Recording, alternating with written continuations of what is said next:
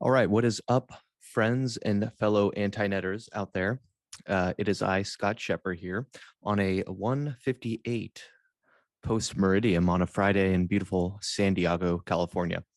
Um, what I want to talk about is what's in this video. What I did last night was I recorded a video with a guy named Nick. He found me in the YouTube comment sections of my videos on the Antinet, and our community is growing. It's getting really quite exciting to see a lot of people that find a lot of value and use out of the analog version of Lumen's Notebox system. So anyway, last night I had planned and did a it was initially planned to just be 1 hour, but we almost went 2 hours. And um, I went through a tutorial with a guy named Nick, and I showed him how to set up A to Z his Antinet Zettelkasten system. Now, this is something that I intend to do, and I'll probably be doing some Zoom webinars or sessions on how to actually do this. So if you haven't subscribed to my email list at scottsheper.com, and so something kind of annoying happened after doing the 2 hour video. I recorded it. However, it didn't show, it only shows Nick's side. So it doesn't show actually my screen. So, it's one of those things that I guess we did a trial by fire test. I wish I had tested it out on my own beforehand. However, the video only shows, you can hear me talking and you can hear my audio, but you cannot see me. You can only see Nick, which I don't know. I think it'll be beneficial for you. So I just wanted to explain that and preface that out. So in this video, in this Zoom session that I did with Nick, I took him through how to create and build your own Antinet. And the materials that I gave him and that he bought were 3 boxes. The first box is for the bibliography box for your Antinet. And that is where you store your source notes or your literature notes, or staging notes is what I call them. And that's the notes that you take while reading. Now, the second box is for the index, and I showed him how to do that. And then the third box is for the what do we call it? The main box, the main section of your main notes in the Antinet. So there's a lot of really good material in this, and I hope it helps you out. And hopefully maybe in the next video, I will actually be able to, we'll actually have the live speaker view. So you actually can see me explaining some of the stuff as well. So anyway, it was a lot of fun to record and create. And it was also a lot of fun to discover after the 2 hours that the recording didn't really record properly. So thanks a lot, Zoom. Zoom, as you probably know or have experienced, is always an annoying experience to get the audio working and all of that stuff. So anyways, I continue to be surprised by the service, though I am, well, grateful for it. But yeah, anyways, hope you enjoy. And I'm going to drop right into the video now from last night, showing how to build out and set up your own Antinet Zettelkasten. Peace and love. Talk to you later. Bye-bye now. Record on this computer. All right, boom. Well, hello, ladies and gentlemen. This is going to be uploaded to YouTube. I've got Nick here, and he is a fellow, fellow anti-netter to be, and really, I would say is one. He's like Aspiring. found me, aspiring, has found me through YouTube. Yes. And you hit me up maybe, I don't know, like a month ago, and saying, hey man, like, would it be possible if you can just teach me this? And for me, I'm not in maybe you know this too, like I'm not in the business of coaching and doing one-on-one things. My goal is to create, an asset once, a video once, and then have it proliferate and spread. But I was like, you know what, like the best way to really, learn and perfect, because I want to be teaching others this, is to, just teach one-on-one. So I think I emailed you and I was like, okay, here's the deal. It's either $1,000 an hour if we want to keep this private, or $100 if I'm allowed to upload this for everyone else to learn from that is precisely or was in your shoes, which is like, this is freaking awesome. This is the vehicle that I want to create to, like, build my mind and sharpen my mind. Yet, I don't want to go through your spider web of videos, 20 videos to figure this out. I want to go one-on-one. So that's what And we're this doing. video is an asset in itself. Oh, for the hell audience, yeah. Oh, obviously. yeah. Absolutely. Yeah. So, should I show you should I show you the bones of the cards that I have then? Like, yes. Yeah. So, well, from what I recall in your email, you were saying that you've have a bunch of books like notated, ready to install and ready to put into the Antinet. That's right. And okay. I bought 4x6 ruled white, but as I saw your email, and I have like 1,000 of them, no big deal. But nice. I bought 4x6 ruled. You'll run out of them. Yeah. 4x6 ruled white, and I bought these things that actually are the perfect thing. You did recommend these, which I got too. Hell yes. Okay, cool. But I do have these, and so 4x6 ruled white. It didn't sound like you were a fan of ruled white. Correct? No, ruled white is fine. Okay. It's good. I said the other colors as well, because that's good for index, but ruled white is fine as well. I'm left-handed and sloppy, so I feel like ruled really guides my, like, I'm a really sloppy writer. You know what I mean? You know what? Here's the other thing that you might want to do. So I don't know if I'm a sloppy writer as well, but like if you've seen my notes, they've gotten pretty good. And the thing I do, like, I have it right here, is this is just, one of those rulers things, And so when I write, I put it like this, right? Okay. So with my pen, I don't know if you can see, it's like always straight, So that's just one. That's like an well. Let me ask you trick. This though, Scott. So let me ask you this: why deal with that when you can have ruled white? I'm just curious. Like, what's your thinking behind blank? That's a good question. I used to, and I still have notes in my, like, when I first started, I used to use 3x5 inch cards. It made me focus more, but I went the orthodox route of Nicholas Luhmann. Like I went so deep as you we talked about right before this started. Like I went so deep down the rabbit hole. I was like looking for what he used, A6 paper, which is basically like the European standard of 4-inch by 6-inch, and I was like, so, and his paper slips were written on blank, it was not written on the lines, right? So I was like, you know what, like, in order to actually get a feel for the actual true origin and essence, I wanted to replicate and do exactly what Luhmann did. So that got me started on writing on the blank. Now, and then that just formed a habit, and I don't mind it. Like, I've tried writing. I just like it. It's kind of clearer for me, or cleaner, I would say, for me to just like, see, and then it allows me to, like, I don't know, draw and diagram thing. I saw that. Like, so you can diagram stuff out or whatever. That's a good point too. That's a good point. So I have both, but you know what I mean? You should try both. You'll find both. And the good thing is that, like, when you come across, like, this whole thing is awesome with analog, because you'll see a lot of your evolution over time. Like you'll if you started with those lined index cards, and writing on that, and then you switch to, let's say, blank, right?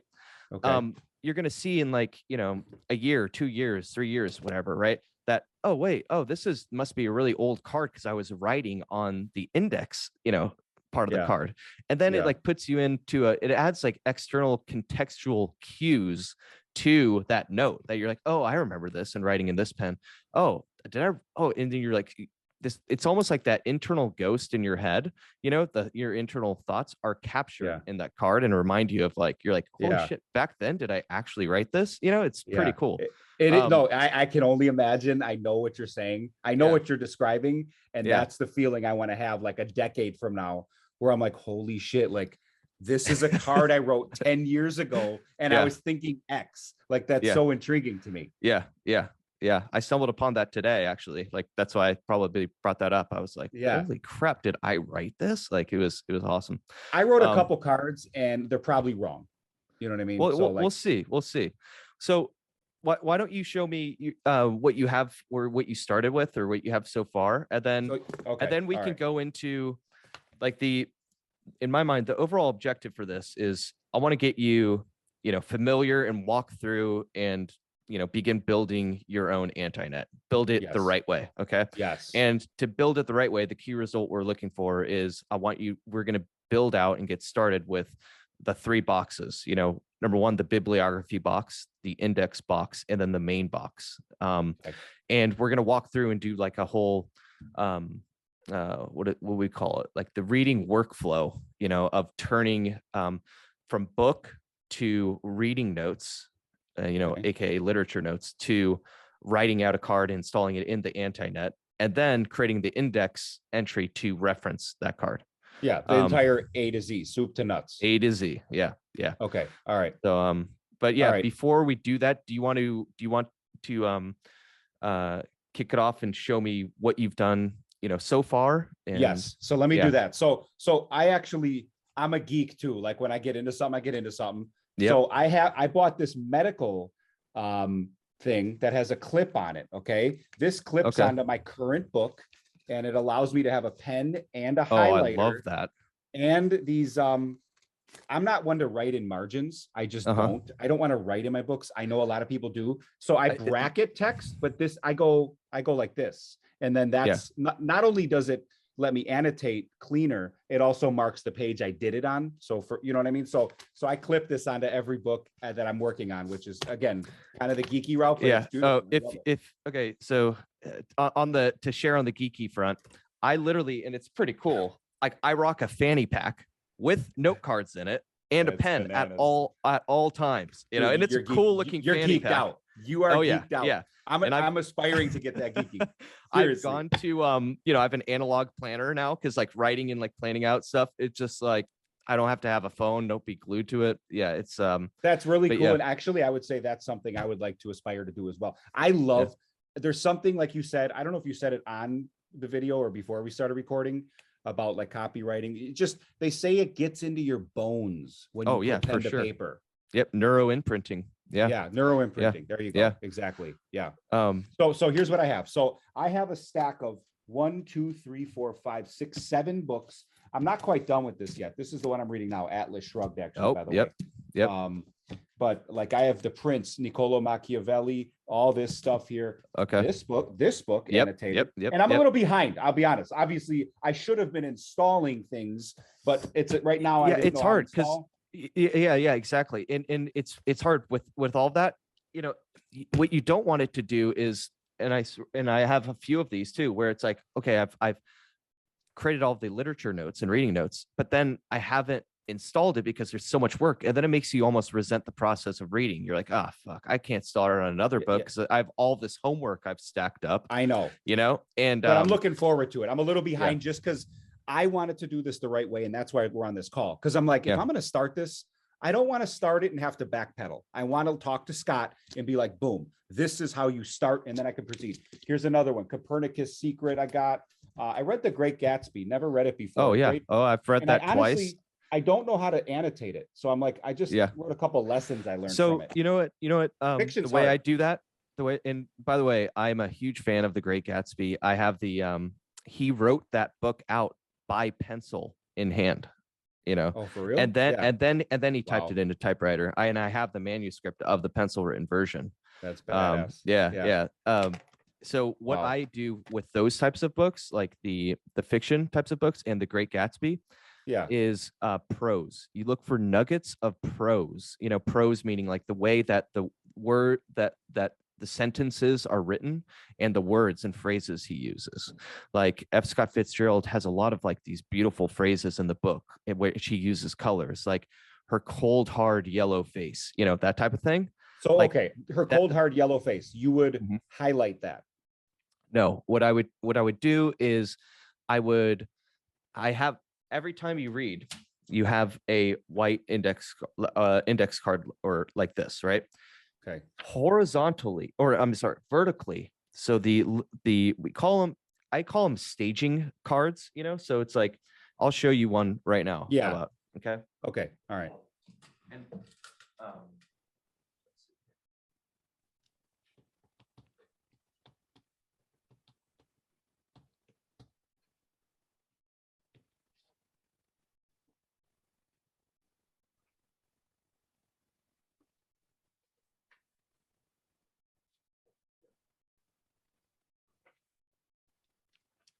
okay, so this is what Lumen did. Okay, every time he would write a book, okay, he would put the source material on the front, the bibliography material, okay, which is, this is a podcast I basically listened to, right? So I put, the podcast name was called Undisciplined Podcast, Archiving Lumen with Johannes Schmidt, and it was from 2021. I know this seems like a weird, like monotonous process, but it actually slows your brain down, so you're ready to digest. No, I'm with it. The book. Trust me, I'm not resisting any of it. I'm looking forward to it. Yeah. So I've upgraded this process as well, where I do. So this is another book I did recently. So it's McPherson Fiona. She wrote a book called Effective Note Taking by Ways Press, and in New Zealand, 2018. Because every time I do this, I'm like, oh, should I really write this down? Because I have a reference manager on the computer, which I'll probably share with you and tell you about, called Zotero. Okay. And I'm like, why do I need? But then you always see like something like the date, like for instance, the Sankei Arens, that book. I wrote it down and I was like, oh shit, I think it was like written in 2014 or 2015, and maybe realized, I'm like, oh, he wrote the book before this whole complexity madness of like Obsidian and Rome research and all that other stuff exploded onto the scene, and so it adds little contextual cues to you, to the process of before you actually tackle a book. The next thing you do is you write down, I like to do this. I learned this from a book called How to Read a Book. It's a classic. I've seen that. I haven't ordered it, but yeah, I've seen that. So what he does, there's two more processes. Okay. So under the bibliography information, write goal. So goal, this is the goal for the book, for why you're reading the book. Okay. And I know it's just like, it's probably the most important thing is to write down, like, so for this one, I wrote, build a more practical knowledge base around note taking to build out the notes section, the main notes section of my book, on the Antinet and the how to get started section. So going into this, I primed my mind. It's called like priming, right? Absolutely. In psychology, priming, and pre-frame your mind to look for certain patterns and words to get the most maximum amount of like value out of the book, and to not just get too sidetracked, and there's benefits to like stumbling upon surprises when you're reading a book, right? Because you don't want to just like go into a book saying, I want to get this out of it, and then just turn a blind eye to all the other good stuff that you didn't expect, right? But you really want to start with the goal, creating a goal just to get you kind of focused. And then the second section, this is from Mortimer Adler in how to read a book, calls it X-raying a book. And all you do is write out the table of contents, okay, of the book, okay?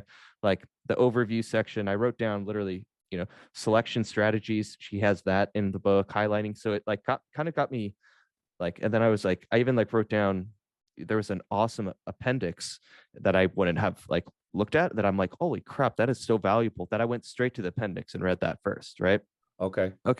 So this is the process of what you do before you even read a book. Okay. Now, where does that note, like, what is that called? What is that note called? What is that type of note called? What category of note? So Sankei Arens calls it a literature note. Okay. This is a literature note, because on the back of every single one of them, and this is what Lumen did on the back, and maybe you can see that. Do you see how it's written vertically? Yes. These are all the notes from my reading of this book. Okay. The whole book fits on one note card? No, I've got multiple. For Lumen, it actually did. Lumen would read a book and it would fit on one note card because he would be very selective, right? Now, clearly, I'm from what I've notated, I don't know how I would ever dream of doing that. Mine, it takes me like, 3 to 4 cards, and I write on the front and back. And I call these, so Sankei Arens called them literature notes. Okay. Right. And in his book, look, I read that book too. And I was like, okay, I get it in concept. And then I worked, for a month on my Antinet, and I realized, I'm like, he explained it horribly. Like it was, I think not he did explained too. Like I read that book and I'm like, I mean, we're on a call right here. Like I could reference a book. I can't go back to that book and like sort through this. It's complicated. Yeah. Oh yeah. So what Sankey Arens described it was so nonchalant. It was like one sentence where he's like, oh, Lumen would write the bibliography details on it, and then on the back he would write his literature notes. It's like, well, tell me what that means. What it means is, so, we'll go back to the where's the Fiona McPherson card? Let me see. I don't know. It's somewhere around here. Oh yeah, here it is. So, on the front, we'll just call this, I like to call it, it's called Johann, or what, Sankey Arens calls it a literature note, right? Because you're taking notes from your literature, from your reading. I like to call them staging cards, because what it really is you're writing a brief. As you can see, these are just brief snippets, brief ideas, not the whole idea that you get from the book. They're kind of like, the little those little yellow little margin notes that you write on the that you put inside of your book. That's what these are. Okay. Oh, I see. They're just written on one card, and they're written you in bullet the point page number, or yes. So what I have like right here is, don't choose the most comfortable strategy. Quote, indeed, research suggests ... You see, they're very brief, right? They're kind of like your margin notes. And then I have the page number. It says 7, and then working memory capacity underlined. Well, it sounds 7. exactly like, so instead of it's like what I wrote on the yellow things, you're saying exactly. And then what about, do it here? Here's the other thing though. And here's why you do it here. Here's the benefit. Okay. And I've played with different strategies too. I've done exactly what you're doing, right? The margin, it's called marginalia, margin notes. They've, scholars have been doing it. The history of note taking goes really deep, by the way. It's like, if you're a Renaissance man, it started in the Renaissance times, right? Yeah. Or not started, but yeah. They called it marginalia, right? But this is essentially marginalia, and you put it on this card, okay? Because whenever you want to reread the book, essentially, you can just go to this card instead of having to flip through those entire books and all those yellow sticky notes. Like, I just pull up. So you see McPherson, Fiona. This is like the author's last name is McPherson, okay? You just pull up this card and go through the book, and you can kind of almost review the entire book just by flipping through a few cards, right? I see. So that's a literature note, which would be stored in the bibliography. Exactly. Yep. Okay, got it. So you want to change your reading process up to where, what I would do is, and again, maybe it's good to just go straight from like, what I've done to, to that, so we can fully get this. What were you going to say? If you would do what? Yeah. So, you have a book here, right?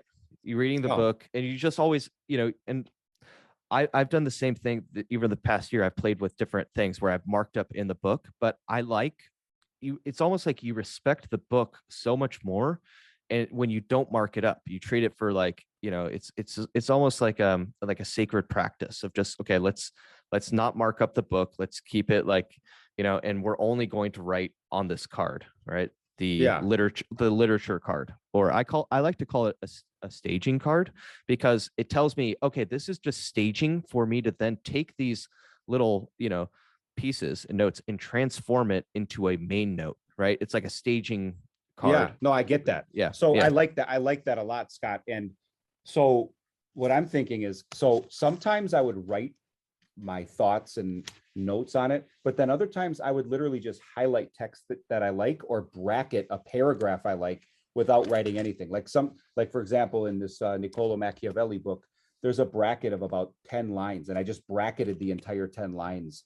So I would have to somehow condense that bracketed paragraph into a line or multiple lines on that. You know what I mean?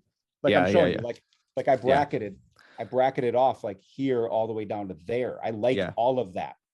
Yeah. So what you would do, so the first one that you just showed me, it says it started with such individuals, right? Of that little bracket. I mean, we could get exact. Yeah, that way. Yeah. Why don't we show you? Yeah, I'll show you what to do. Where the hell is it now?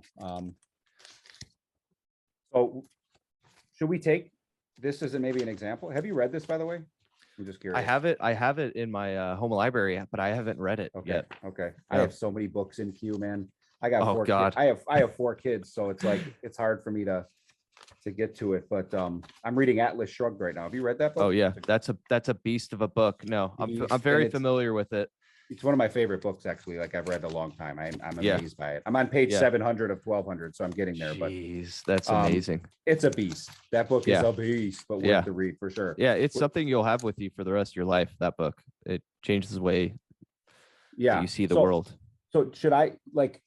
I mean, I guess how should we start Okay. this? Where like we can go from like things I wrote to things I highlighted to bracketed text. Yeah. What do you suggest we do to kind of begin here? So this is good. We're starting. We've kind of naturally started with we're focusing on the bibliography box right now. Okay. Okay. And the bibliography section. So Okay. we need to talk about your goal and your workflow, for reading. So let me tell you about my workflow for reading. I have a this block timer on my desk. I saw that on your videos. I flip it. Yep. And I do a 60-minute timer. So 60-minute reading session. Okay. And with a card. So while I'm reading, I just kind of like what you did with the margin notes and like even writing in it. I read for an hour. And then I build up like one of these cards. Okay. I then do another hour after that. And then after I have a full card, then what I do is I take it and I go to my Antinet, which is really full right now. Right. In the beginning, it's different. You don't have a lot of like spots where it can go. You're creating the new spots. Then I create the main note for, I try to, I don't, because I don't want to like feel compelled because I'm limited on time as well. Like I have a girlfriend, a kid, and I'm like, when I got to like compress my time and stuff like that. Right. So, I don't like to leave myself with a ton of homework because those books stack up like what you've just shown me. I have. I mean, I have one, exactly. 1, 2, 3, 4, 5, 6, 7. I have 8 books right now. I can't wait to install. Yep. So what I do is to make I try never to take home homework like that. So after the 2-hour reading sessions, I spend about 2 hours, and you may want to change it to like 30 minutes and 30 minutes, right? But I spend time immediately installing those ideas into the Antinet, right? Okay. And turning them into main notes. Okay. Got it. But yeah, what we're doing right now, so we're in the bibliography section, and by the way, I'm not a stickler for time. I know we started a little bit late because of the audio problem. How good are you to go? I'm good. Like I'm open. So like, I want to get as comprehensive as we can here for sure. Okay. And I think again, the more comprehensive we get, the better off the audience will have for it too. Exactly. So cool, because I want to rock and roll, and like if we go beyond, we set out for an hour, if we go beyond an hour, like I'm totally good and fine with that. I want to get you the result, Yeah. Okay, cool. I am too. Yep. So what we should do is we should go through an example of one of the books, and turn it into I don't know if we can turn, a few bullet points into an actual literature card or a staging card, right? So you think into the bibliography box. So take a book and go from bibliography to main note, like go through the whole process of. Okay. All right. Yeah. I see what you're saying. And in my earlier videos, and I still do this sometimes, I would, I would go from, straight from book to main note, and kind of like a very brief version of a main note, because I wanted to, that was a one-step process, right? In my mind, I'm like, I wish it could be that simple in a way, because it's like, read to main note, but that defeats kind of the purpose, right? What I've actually, because I've gone back and forth on that, what I've actually found that to do, it makes, if you go from, book to main note, you end up getting bogged down with stuff that you shouldn't otherwise get bogged down with. And a book will take you like, 3 months to read that should really not take that long. If you read it with just a literature note and then just wrote down the main idea, let it ruminate a bit. And then you can, after the 2-hour reading session, you can be like, okay, now I have a list of all of these, ideas from the reading. And now I can see, oh yeah, I wrote down this idea, but that's not as important as this idea. I really want to elaborate and write down a main note and spend my time writing a main note down on this idea, right? That way you're optimizing your time. And actually the 2-step process ends up working faster than the 1-step process, because you're not getting bogged down by writing a main note, which will then kind of expand, every page, you're like staging it. Okay. Okay. Yeah. All right. No, that makes sense. And I'm all for it. I'm not intimidated by this. I don't want to resist the process. I actually feel like I would enjoy the process because I do like writing. So yeah, like I'm good with the multi-step scenario. Yeah. So let's pick one book as an example. But before we do that, the ultimate goal, because and this is what I've talked about or written about, is that a lot of people discount or overlook the fact that Nicholas Luhmann, he had a very big goal and very specific goal when he created his own Antinet, in the first place, right? Or his second Antinet, which was he set out to create a 30-year, theory of everything as it applies to society, right? Yeah. And so, big goal. It's big goal. Exactly. Yeah. So, is the question is, when I started out with this thing, I didn't have a clear goal, actually. I was just I love learning. I'm committed to learning and reading.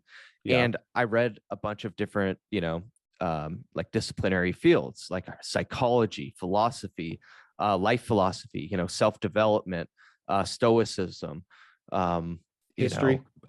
History. Yes, exactly. You're hitting on a lot of the stuff I read. Yeah. Yeah. I think we read a lot of similar things. Yeah. I've taught myself, cryptocurrency and even Python programming. I've cards in there in that section, right? And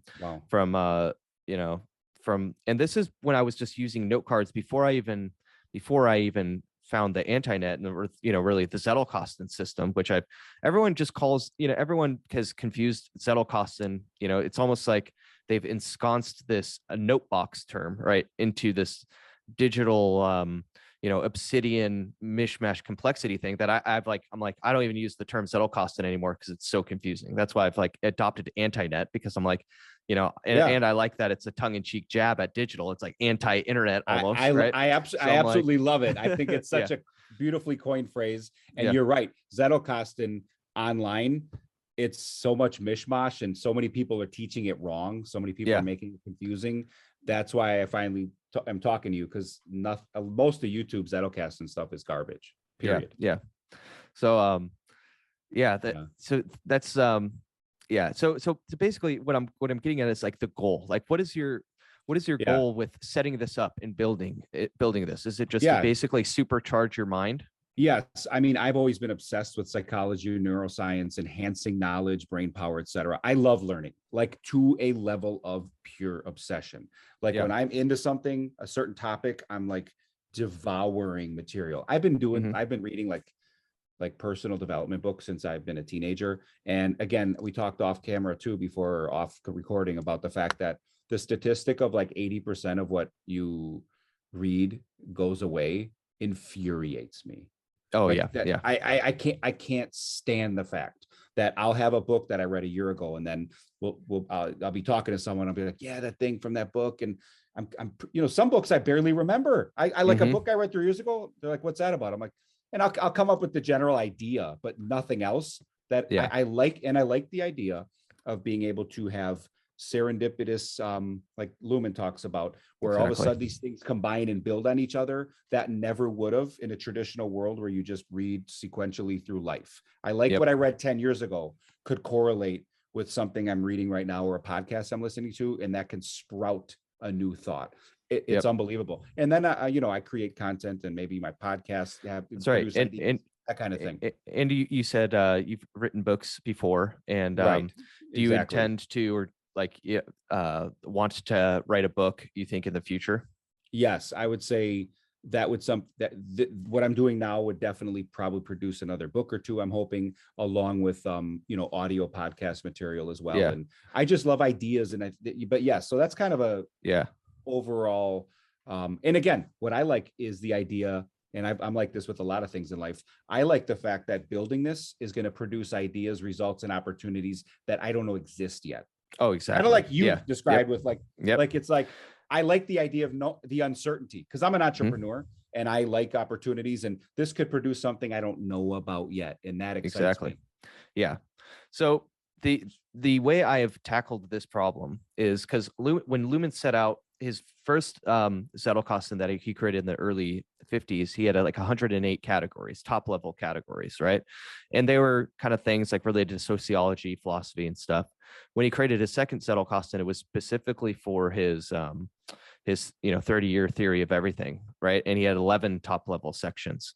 And so when I designed my whole Antinet system, I was like, well, I don't know what I'm gonna, because my goal, and and Lumen did this as well, is, and this how you should expect your system to be, is to have it long term. I'm talking like 30 years. Oh yeah, exactly. Yeah. And so I'm like, how do I map out this?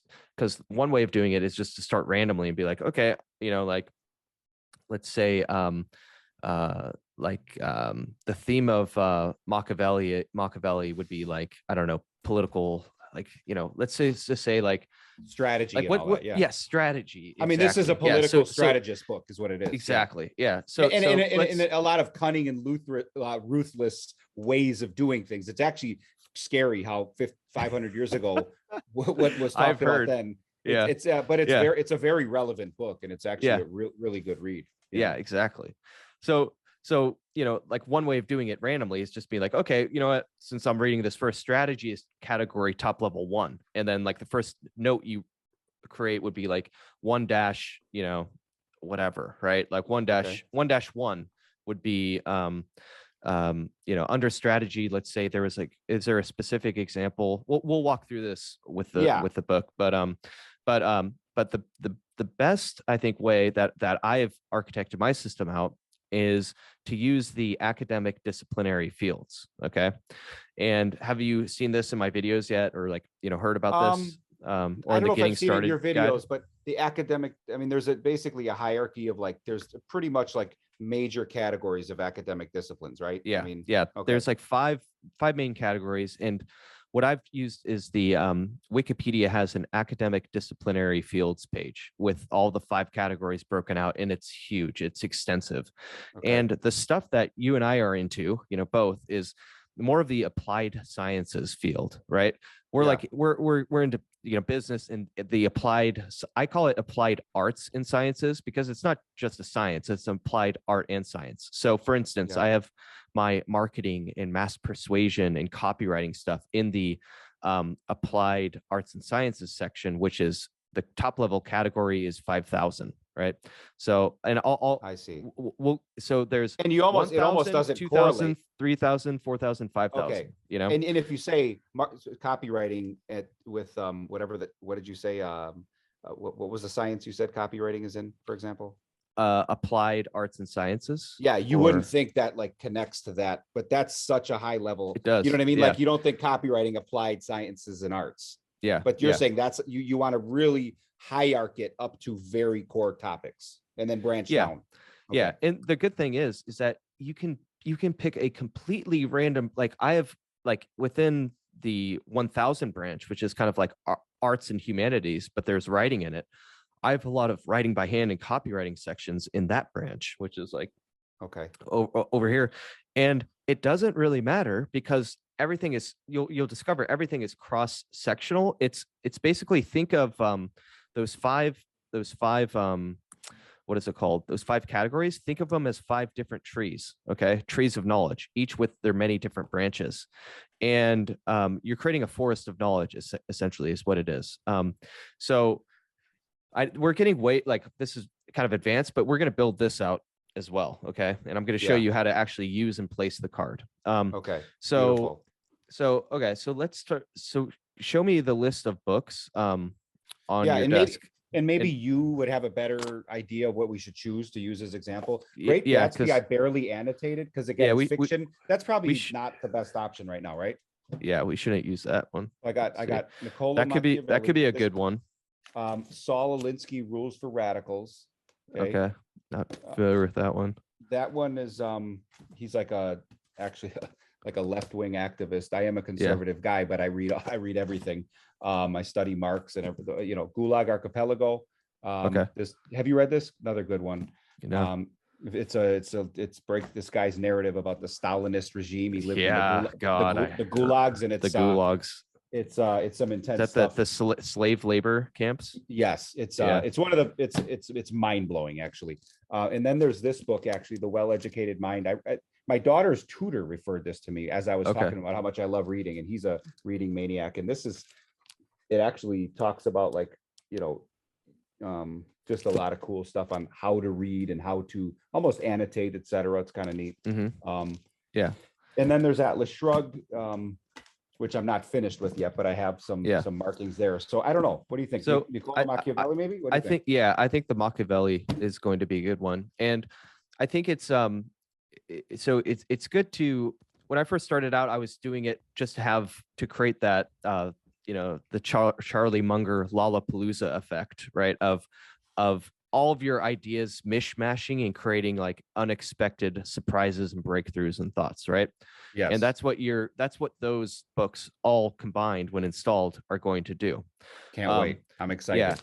But I think it's good to start with this Machiavelli book as an example, because I think this sounds like more applicable to your field, where you can take the content directly and maybe like create like a post or a book or a podcast episode of like, that's right, the Machiavelli's 7 critical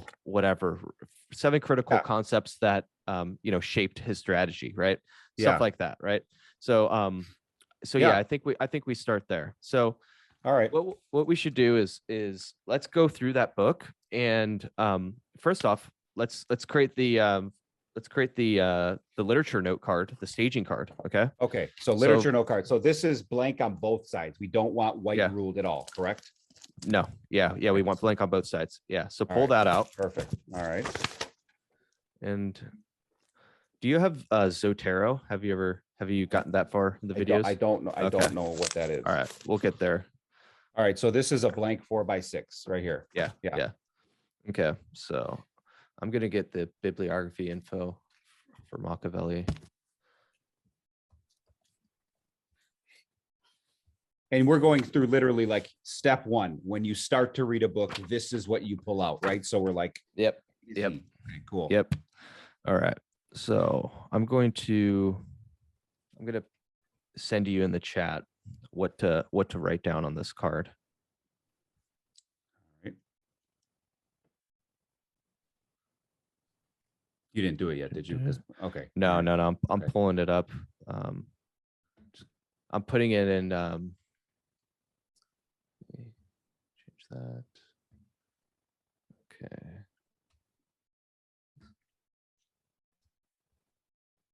Go down here.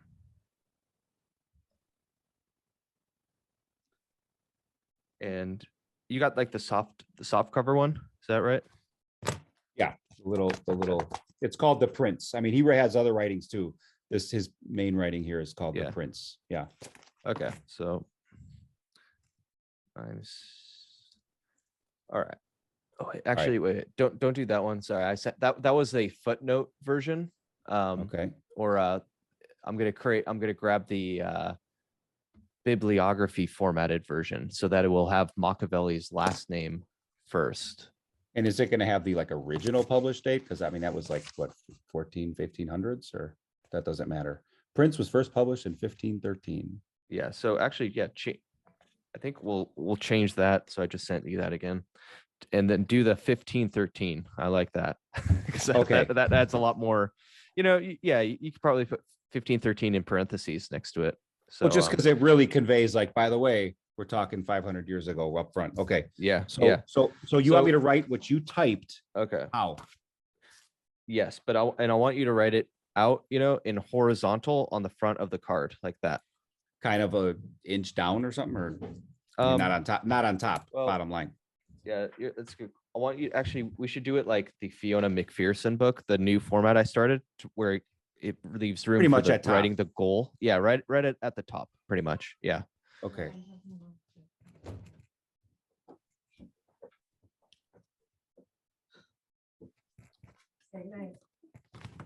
Oh, good night, girlies.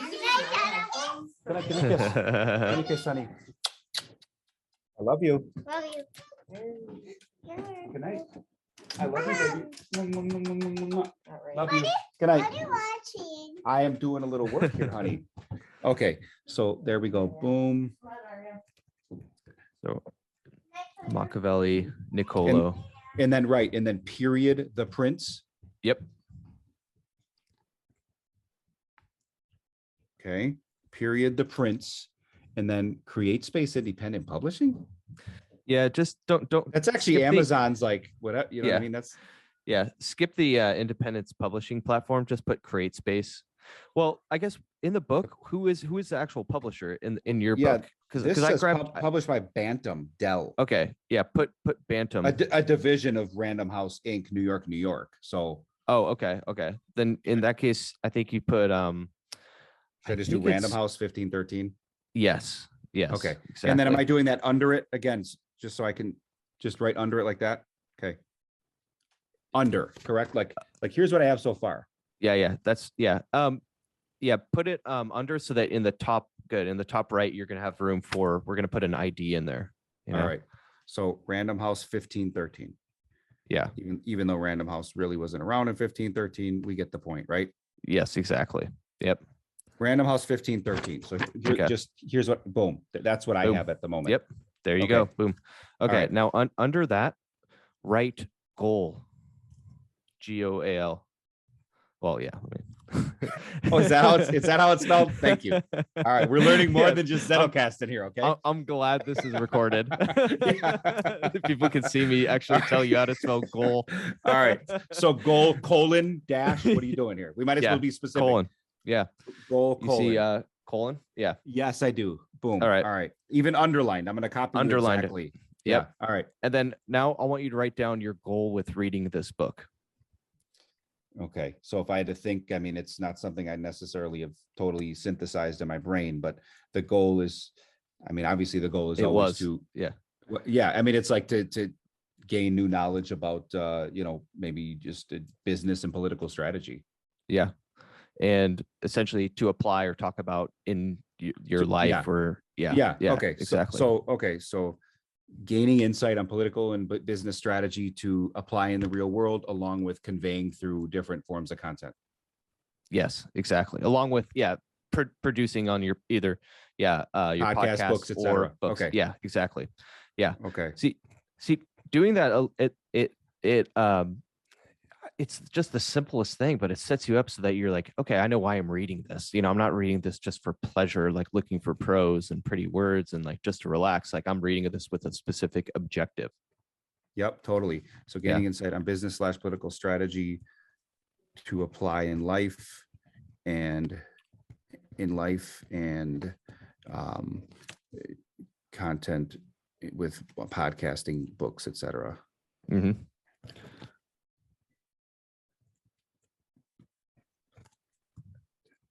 Almost done here.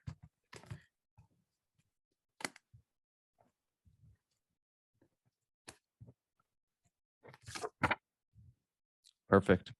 Yep. Okay. All right. Now create another one that says overview. Does this have a table of contents, this book? This one does. Yes, it does. Damn, a lot of them. Or no, never mind. He's it kind of is a lot. You want it to be just like, brief, but write overview, colon, and then underline. Overview. Okay. Yeah. Am I writing? And then no, not every single one, but like the big ones and kind of like sectionalize it. So like you see how long I made this one? Okay, part one. You I didn't write all of them. Like they had a lot, but like, probably write like 5 to 8, of the main sections. And do they have like, specific titles to the table of contents? Let's see it. Yeah. I don't know if you can see all that, but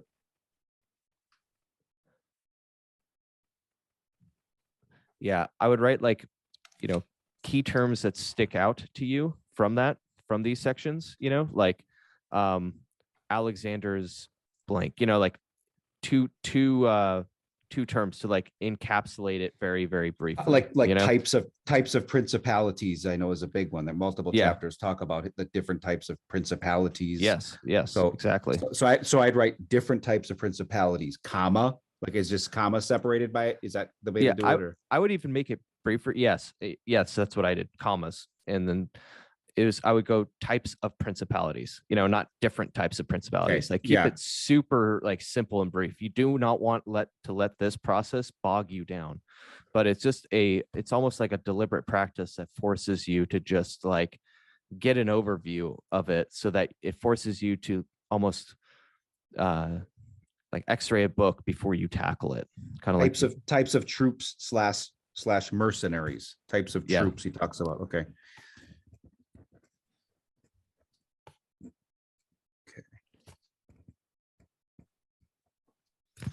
Okay, a couple more.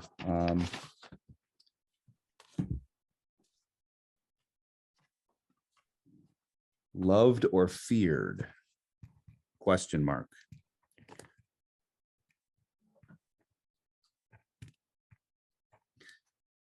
So that's 1, 2, 3 ideas.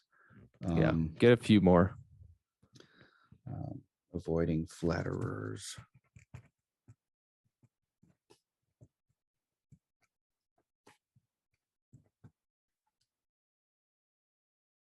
And this isn't like earth shattering if I skip a couple things, right? I mean, nope. Okay. Mm-mm. All right.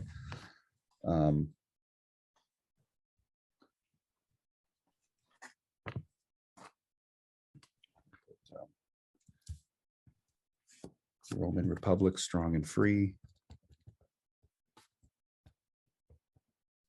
See, I'm already annoyed. Like I read this actually like probably a couple months ago now. And I'm like, dude, I forgot some of this stuff, but thank God I can reference the notes and we can do this. Yep, exactly.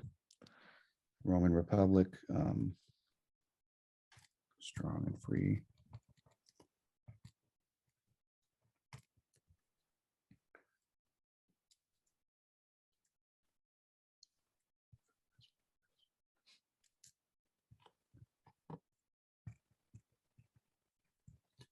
Multitude wiser than a prince.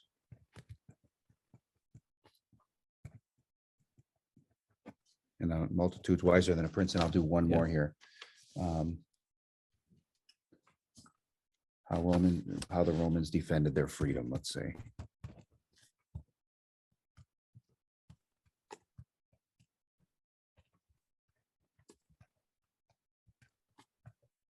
Okay. Perfect. All right. Now in the top right corner, okay, you see how I put do you see that little McPherson /1, right? So you're going to put Machiavelli /1, because this is like the first page of the literature note. Okay.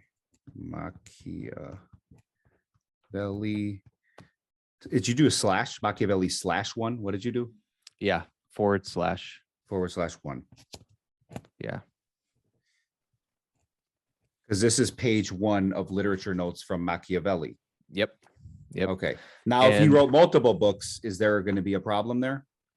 Yeah. What you can do with it is, for the next book, you can do like if you wrote another book, you can go Machiavelli / then the book name /1. Got it. Okay. Got it. Okay. So Machiavelli /1. Beautiful. Now what? All right. Now flip the card over. Okay. And we're going vertical. Exactly. Now, but in the top right corner of this card, what I like to do is, and this is something that, this is not necessarily, you don't have to do, but I put like, Machiavelli /1 and then in parentheses B, which means back, like it's the back of the card. That way, if you ever want to reference that, you could be like, oh, it was an idea that I wrote. I love it. No, I love where you're going. You see that? I totally love that. Yeah. But again, I'm actually marking that still the horizontal method, even though I'm flipping it vertical. Exactly. Yep. Do it so upper right up here. Got it. Yep. You see like mine. You see, how mine is like this? Yes. You see how I have that and it says B, in parentheses. And but my literature notes are like this, but like, so what I do, way, Machiavelli Machiavelli /1 in parentheses B. Okay, because I don't see a /1 by yours. That's why I just didn't know. Yeah, this is, I've evolved it. I didn't do, this was just the first Okay. one. So basically duplicate the front thing with the B on the thing. Okay. Exactly. Yeah. Well, yeah, here's one, for example, like a latest one I did. You'll see the /1. There B, we go. Okay. So you have a B in front of it too. Is that what's that about? Oh, I've been playing with that as well. So I've been like, okay, well, I should probably also signal that this is from the bibliography. So I put like B/ bibliography / but okay. This stuff, is like I'm evolving it as I go, which is kind of cool, because with the bibliography in this, it doesn't really matter much, because Lumen didn't even because Lumen only took one side on a card, right? So he didn't have to have multiple literature note cards, right? That's why I've started putting mine in the top right corner. So I have this so far, and I should put another /B or parentheses. I like to do parentheses B. Okay, got it. Parentheses B.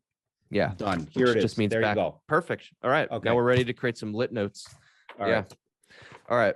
So think of it in like bullet point format, right? A lot of bullet points of these things. Yep. Okay. So let's start with the first margin note.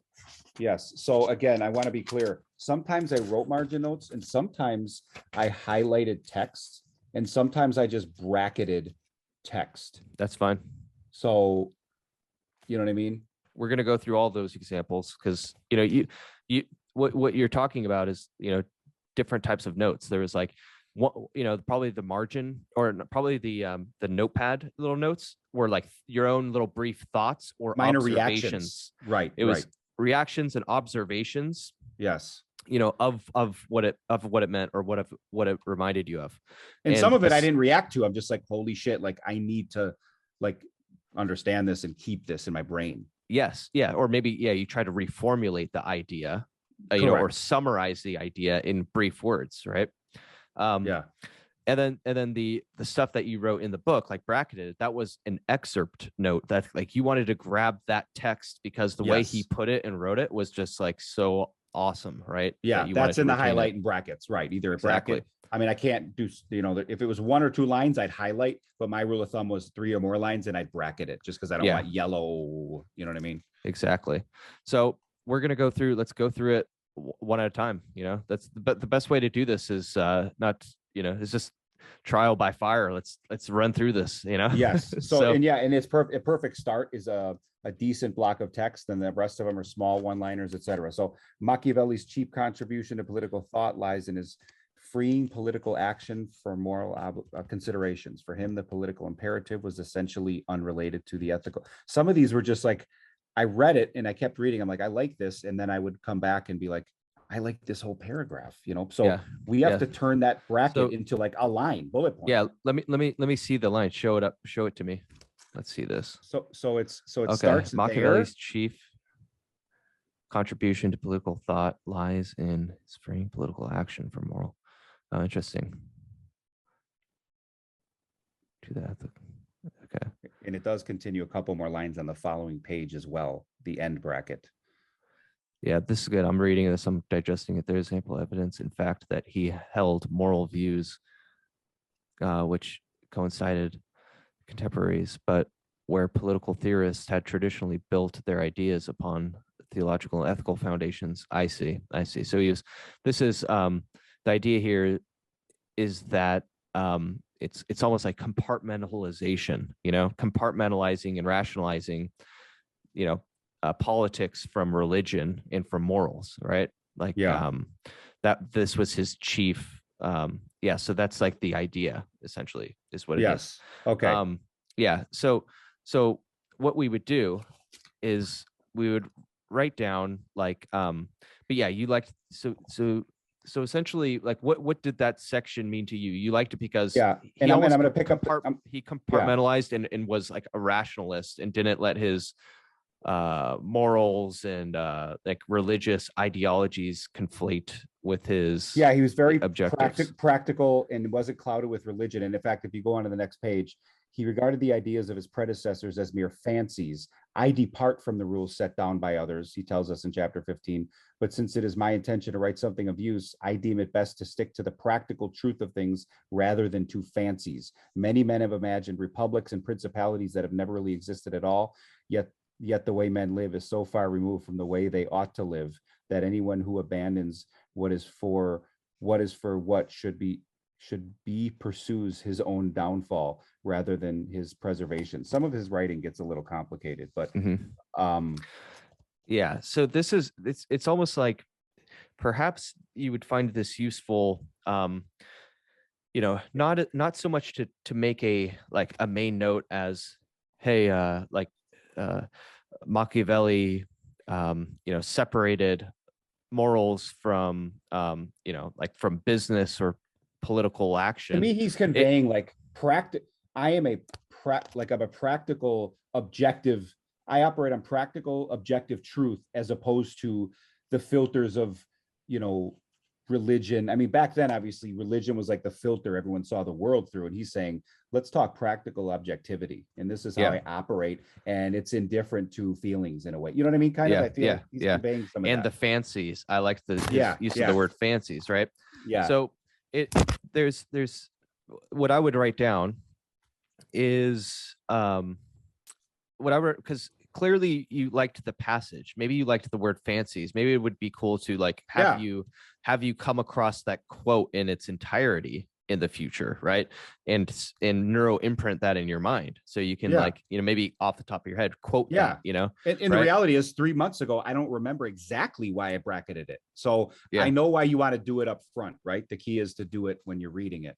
I still like it, but it's like I may have been in a different state of mind reading it going, holy shit, where now I'm like, yeah, good. But maybe exactly. Maybe it's not worth creating a whole main note for in its entirety. So what would you do so what do we do exactly here? Yeah, exactly. So, okay. So what I would do is what page number was that? This was page 6 to 7, actually. Okay. So I would start with the quote. What was the section it started with? Machiavelli's cheap contribution to political thought lies in his so freeing political action from moral considerations. Yeah. So write down, in that on your literature note card, right? Write down P6 in the top left, or 6. So we need to write down the page number. Okay. So I'm going to put a little dash, bullet point dash. Exactly. And then 6.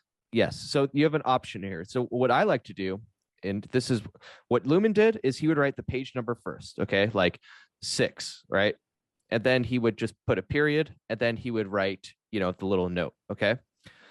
My mind works differently. I like to write the actual idea first, and then after it, I put in parentheses the page number. Okay. Sounds better to me. Whatever one you prefer. Okay. I think your way I like, so I'll do that. Okay. So write down, what is it called? Write down the first 4 words and put in quotes the first 4 words of that passage, how that started. Machiavelli's chief contribution to ... and then close quote. Oh, quote that. Yeah. Okay. Yeah. Interesting. All right.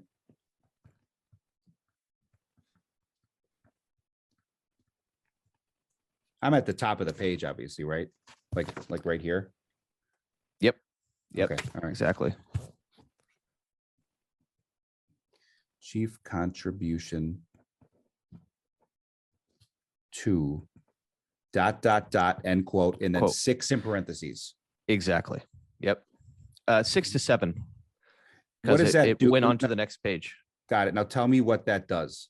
So what that does, you've queued up and you've selected that excerpt as something that resonates with you, right? Okay, right. And you're like, okay, that resonates with me. And once you go back, after this reading session, okay, so imagine right now we're reading for 2 hours. Once you go back, you can be you go over to that page, read it, and be like, oh yeah, interesting. And it's hard to explain. It's incommunicable that conversation of why you highlighted that or why you excerpted that goes on in your mind. Yes. So then you face a decision of, okay, this was cool. This resonated with me. I can either not do it, turn it into anything because I found a bunch of other stuff that's more pertinent to me. Okay. Okay. Number two is I can create a main note, a card where I can excerpt and write out quote, by hand quote, the entire quote, because I want to like put this Neuro quote, imprint. exactly, neuro imprint it into the, let's separate, business from personal type of, that's like maybe the principle that we can call that, business from ideology or religion, or practicality, we could put it into practicality, right? Right. But it's hard to express that, that other than just take the excerpt note. The other way you can do it is, imagine you decided to create a podcast episode about practicality and separating business from pleasure. What you would then do is write out almost like the outline of the episode, or write out the episode of what you want to say in your own words, and then write as Nicholas Niccolo, as Niccolo Machiavelli said, boom, and then you snippet the certain part, right? Because what you've then just created is essentially the piece of like gem knowledge material for your podcast in your own words. You've almost reformulated it, added your own reflection, and you've also added the excerpt, into it, right? That's the most advanced and time intensive main note card that you can create, right? The excerpt one is easier to create, and so if the decision is yours. There's three types of main notes that you can turn it into. We're kind of hopping ahead, right? Yeah, exactly. Yeah, I'm just looking at it going, I wrote this. Exactly. What do I do with it is what I was asking you. So we're jumping a little. Let's ask that question. Let's do like 2 or 3 more of these literature notes. Okay. So that way we can take you through the process. All right. So that finishes that one. Then there's a small 3-line bracket. He was not concerned with the problem of rationalizing a complete and coherent political theory. His aim in The Prince, which is this book, was to describe the rules of power politics based upon his analysis of history and analysis. Yeah, I mean, so he's basically saying, this is in the introduction, by the way, of the book. It's basically saying he wanted to convey these rules of power politics based on analysis of history. Okay, I see. And maybe that's not as important. Not like, this was when I first started notating. I will say this, but the evolution of what I think is important has changed since the beginning, which I'm sure happens with a lot of new people. I'm so excited to mark up everything. If you're exactly. Yeah. When you started, if you're reading this in the same way that, like, with the literature note, you probably wouldn't have written that down. There's nothing there. I would almost skip that. Right. Exactly. Yep. Yeah. And that's fine to skip. So let's see here. Then we go to the next thing. And then, so here we go. The book's actually beginning. So in order thoroughly to understand the nature of the populace, one must be a prince. And in order to thoroughly understand the nature of a prince, one must be of the people. Catering to his ego to gain favor. Is that an excerpt you wrote down, or a highlight? So I highlighted this with a highlighter. In order to thoroughly understand the nature of the populace, you have to be a prince. In order to understand the nature of the prince, one must be of the people. Like, I like that. I get that. Yeah. So explain to me what principle, or what does this mean to you? Like, how would you translate? Like, what principle does that resonate with? Or does that and again, I wish I could remember more of the context of the book. Don, it's nice to go back, but I just think it's a political fact. Understanding the nature of the populace, you have to be a prince. Is this what Machiavelli said? Is this a quote from him? This is. I wrote, catering to his ego to gain favor, ?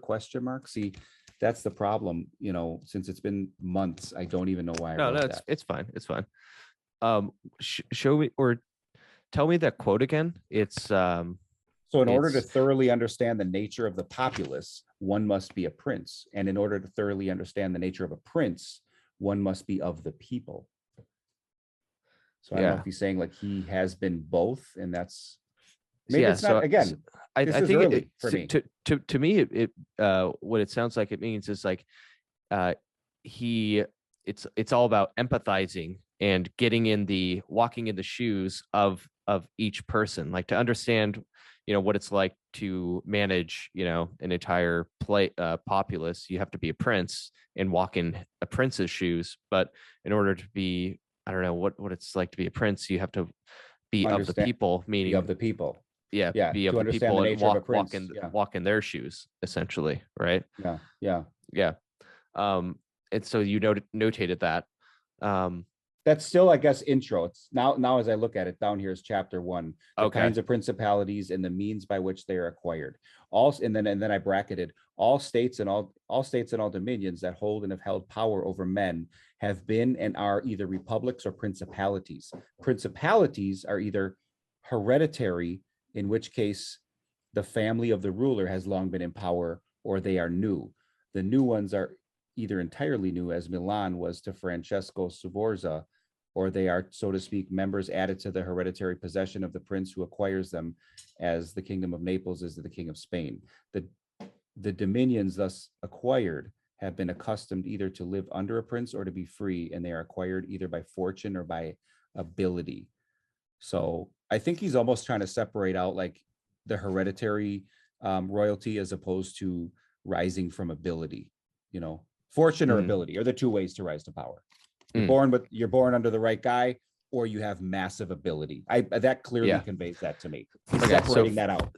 So hereditary, born into it, fortune versus ability. Yeah. Correct. Yeah. So that's a perfect example. Okay. So what I would do in that is write down the key term or idea, which like what principle would you like to, and this is what we're going to be putting in the index for. Okay. So what principle would you like to call this? Would you like to call this I liked what you said, fortune versus ability. Yeah, almost two ways to power, fortune or ability. Yeah. Period. Yeah. I don't know how to. Yeah. So write that you down. Gotta tell me. Okay, so dash. Exactly.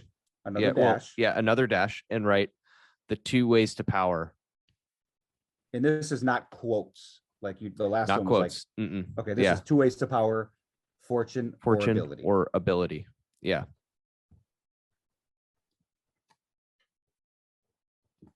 And then put. And then a page number in parentheses, or? Yep, exactly. Okay. Done. Perfect. Okay. So I think that one, I mean, we can go. Do you have another few like easy literature? Another notes couple easier capture? ones. Yeah. Yeah.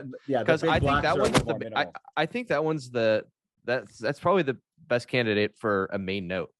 That one right there. But let's get a few. Let's see. So chapter 2, it actually goes to already. This is actually a short. That's why there's a lot of chapters. Some of these chapters only a page or two. What? He ate it? While I was gone. Oh my gosh! Wow. First time my daughter's feeding her baby snake, it ate a little mouse. Oh God! Nice. What is it? Python or a awesome. boa? No, what it is it's a corn snake, a baby corn snake. Oh yeah, it's really little. I've had one of those. She's all excited. Yeah. Wow. Nice. So chapter 2's title is Hereditary Principles. And then something I only highlighted one line. The hereditary prince has less cause and less need to offend than a new one. So a new prince must need to offend. And I'm trying to see why that. And then the next line, which I did not highlight, said, hence it follows that he is more readily loved. So maybe that hereditary is, if unusual vices do not make him hated, it is reasonable to suppose that his subjects will feel a natural affection for him. Okay. So it sounds like there's almost like he's basically saying hereditary has a built-in love for them. Hereditary power has like a built-in love for them. Like they almost have an automatic built-in love from the people. Whereas the new prince that gains power without hereditary has to offend the people. Almost offend to trigger, you know what I mean? I guess that's what I'm getting. Is this another one where you've just like taken a quote and excerpted it? I literally just highlighted a line. Oh, okay. I was just like, I like that. Highlight. And again, this is when I didn't know what I was doing, point Yeah. blank. So let's what we should do, because I don't think we've done one of these yet, is show me one of those yellow, post-it notes that you've written something on. yeah. All right, let's do that. And again, what's nice that as we go through this and what I'm learning from you is there's a lot of stuff I bracketed or highlighted that I care less about. You know what I mean? Oh, for sure. Yeah. You do that even now? I don't you highlight stuff out. No. Well, Well, you the know one what thing you're is, doing now. yes, I do. And in the beginning, yeah, I would like underline all this stuff because it's like, oh yeah, that's really important. But it's like, I can't really turn that into anything or use it for anything. And I'm starting to see that. The good thing about is one of the things that you're going to want to, it's highlighting is not the most useful activity. Yeah. Tell me what I should be doing. I guess you don't highlight. Okay. Yeah. So you're saying as you read, just have this next to you. I mean, that's exactly the bottom line. That's all you need. And nothing needs to go on the actual book. Exactly. Okay. Yeah. Let's see. Here's another bracket. Anyone who conquers such territories and wishes to hold on to them must do two things. The first is to extinguish the ruling family. The second is to alter neither the laws nor the taxes. Thus, in a short time, they will become one with the conqueror's original possessions. So, and again, I look at this from like a business strategy perspective. So I'm trying to synthesize this. I mean, obviously, I'm not looking to conquer territories. Yeah. But after a takeover, after an acquisition, after a merger or something like that, things like that. So you extinguish the ruling family. And again, he uses very fierce terms. I'm not looking to extinguish people, but this is all metaphoric to what can be applied. You know what I mean? For sure. Yeah. So so extinguish ruling family and alter no laws or taxes, which again could be like, don't change the rules of the company, or like I buy buildings, like I buy the building from the guy and it's like, don't whack them with a rent raise right away. You know what I mean? You kind of see where my brain's synthesizing here. Yep. Oh, so this is for real estate. If you actually do buy a building. Yeah. That's my business. Yeah. So what I would do for this one is it will become one with the conqueror's original possessions. Yeah. I would put, what to do after buying a building, or something like that, I would put. So I want to leave it more general, but if I don't want to necessarily say for buying a building, how do I make this note a little more general? I would say after an acquisition, right? After acquiring an asset. Yeah. After acquiring an asset. Yeah. So I would do bullet point, or dash, right? Right. And then after acquiring an asset. This is in your own words, not quote, right? Yes, and that is exactly what I would say, after acquiring an asset. Okay. And then per page number in So after acquiring an asset, that's it. Yep, exactly. That's what Lumen did. Yeah. Okay. I don't want to say after acquiring an asset. The two things. Don't immediately alter. No. Okay. Yeah. The reason is because you're going to get so bogged down by writing that, because we're going to turn these into a main note, right? Okay. And so, all right. Am I going to reference this again while I do the main note? No. Or is this enough information to create a main note off of? You know what I mean? Well, like the bullets. I think so. If you're writing a book, you want to reference and include like the quote when you're rewriting the main note, right? But for actually creating the card, it's better to just reformulate it and use it in your own words for memory. Be like, Machiavelli after and reformulate it in your own words, right? Got it. This is such a short span. Like we're talking short notes, right? Oh, hell yeah. Like, I mean, it's just such a small area to write across and you're done. Yep. Or can you double line it if you have to? Oh, I double line it when it's like, it's. I mean, like, look, Lumen wrote entire books, like complex books, and he would only have it on one card like this, right? And I would look at it, and like I've written out his literature notes, and they're in German, by hand, right? I neuro imprinted all of this stuff and his main notes, right, to understand what he did. Wow. Okay. And but he read a lot of the stuff that he was already kind of familiar with. But what he said, like, for instance, this is me reading a book on note taking, right? and there's a lot of good stuff that I wanted to, and so it's like multiple lines, you know, I see. like Okay. sub I know bullet where you're points. going. Okay. So Okay. it's like, yeah, you want to err on being concise, but like not to the point where when you go back, you're like, have no idea what the hell you were even talking about, you know? Well, and It's after I do a couple of these, I think the reality is, and I'm sure the evolution is, you learn how to make things concise because of exactly, you know, like a lot of the things I was excited about in this book probably will be kind of pushed to the side as like, let's stick to the important stuff, right? I mean, the bottom line. Okay. Yes, exactly. And then also, you know, what you're reading, you've read this book like what, like 2 or 3 months ago, like a while ago, right? This Probably Machiavelli book. 4 months ago. Yeah, exactly. So when you're going through this, like, you know, you're doing this like right after, like, you know, which you just have read, like there's an hour delay, like the time decay is of memory isn't as severe as what you're going through right now. So you'll be able to see that and be like, oh, I know what this is talking about. Let's do one more literature note of one of the yellow slips that you've written, you know. I think slips they're of like paper.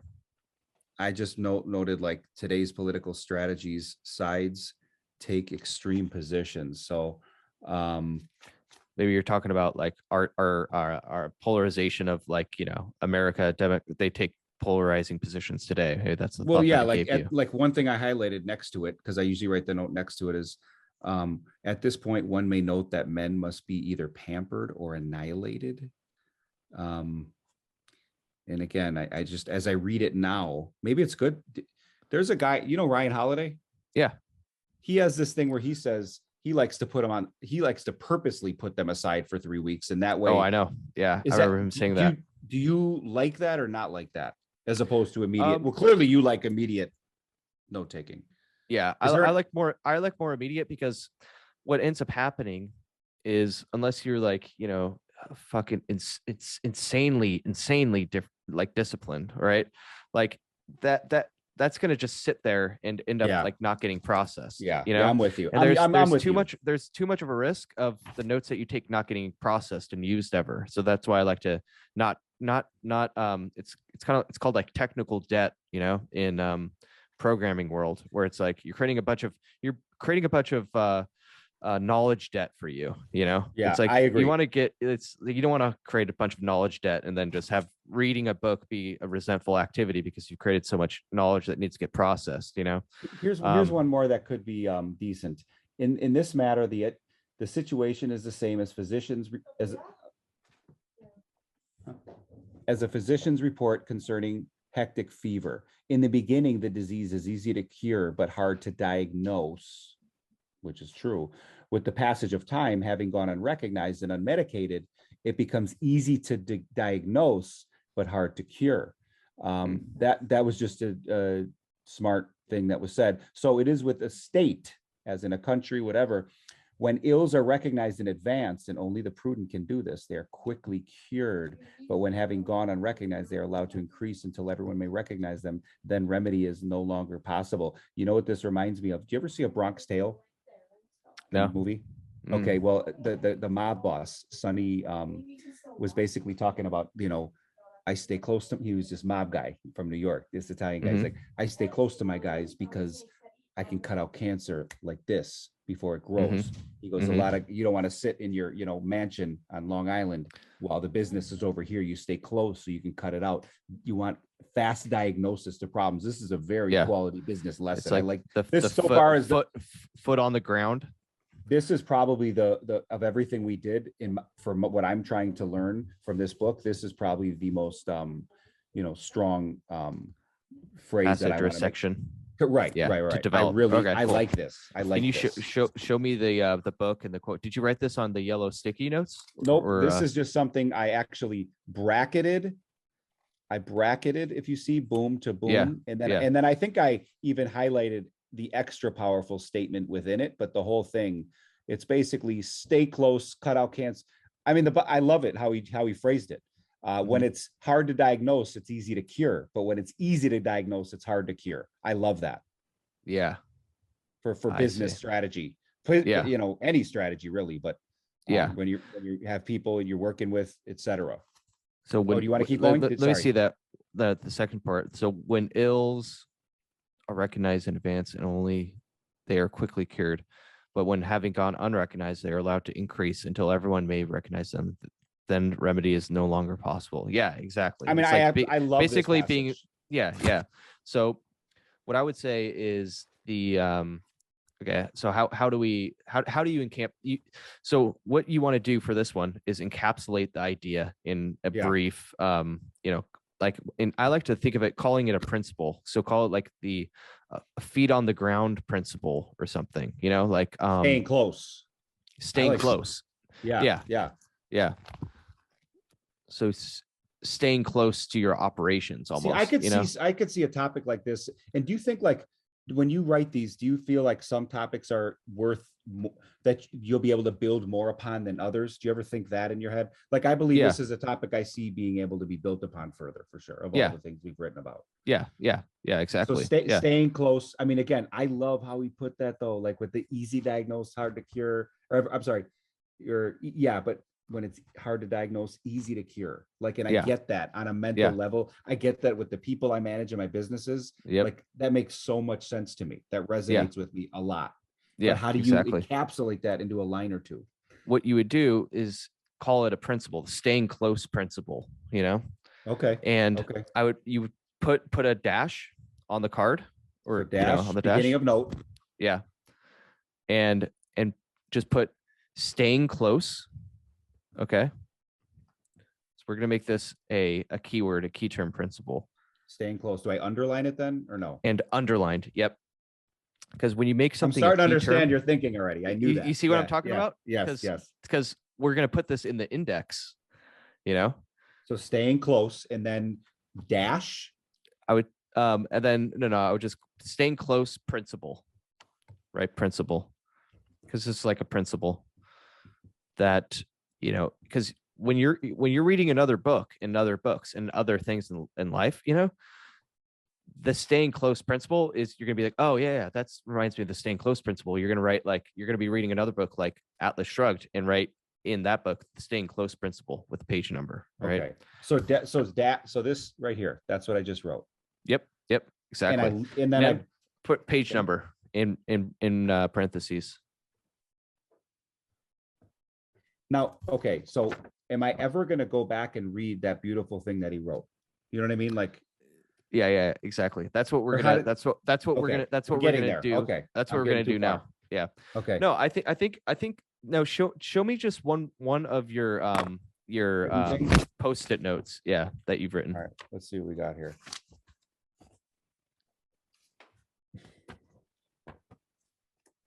He who causes another to become powerful ruins himself. I highlighted that. Let's go here. All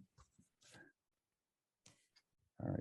Chapter 5, which is how to govern cities and principalities that prior to being occupied lived under their own laws. A city which used to written yellow. So I'm going to read the highlighted thing. It's only a line or two, and then I'll write what I wrote after it. I don't even know what it is. It's probably stupid.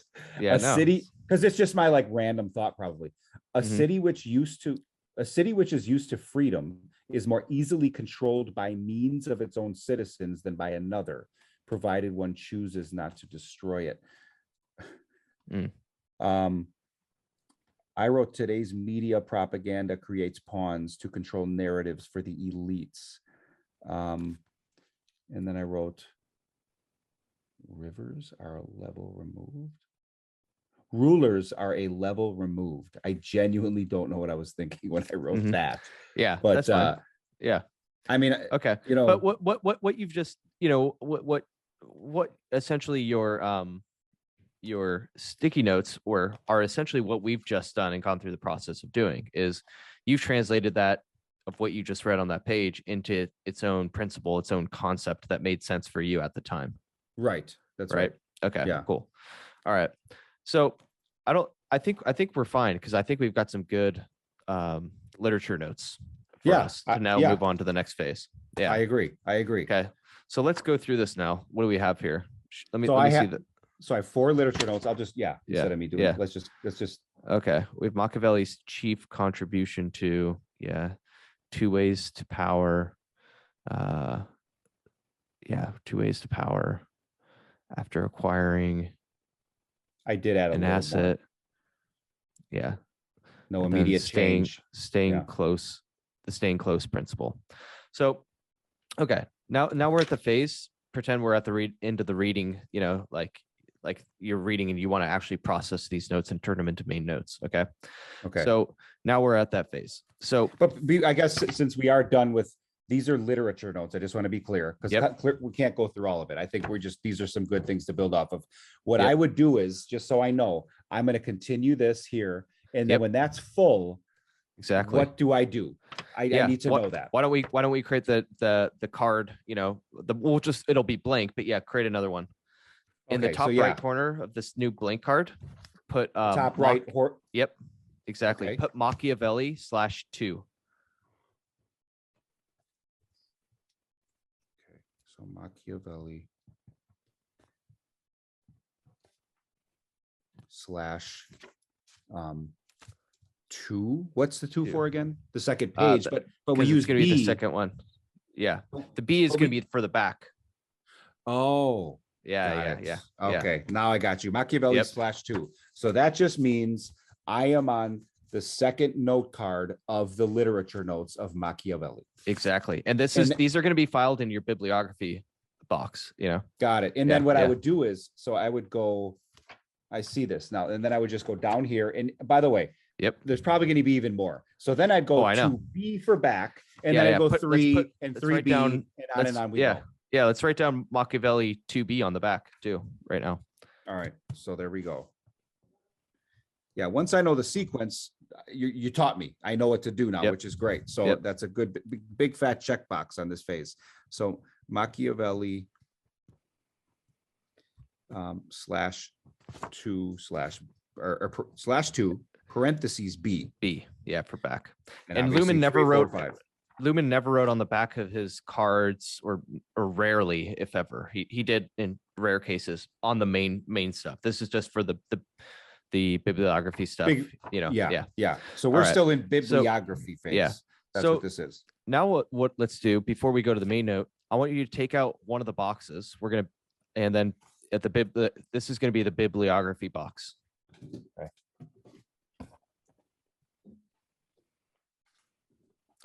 Perfect. Yep. Now, you have those alphabetical separators and dividers? I do. Yes, I do. Okay. Yep. Right here. Yep. Open those up.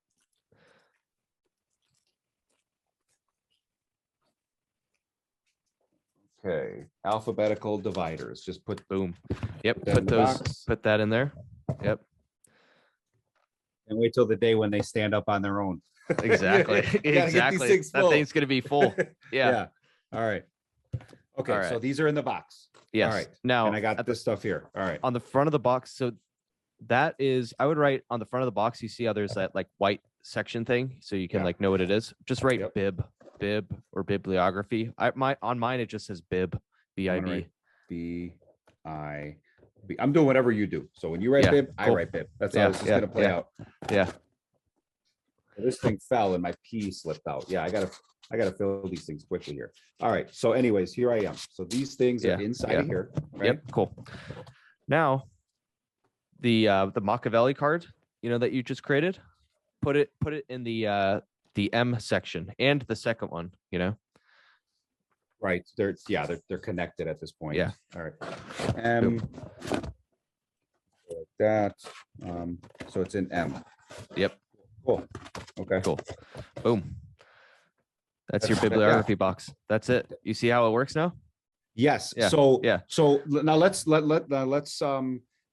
into the brain and say, why am I going into the bibliography box? Like, explain the post use. This is the pre-use of exactly.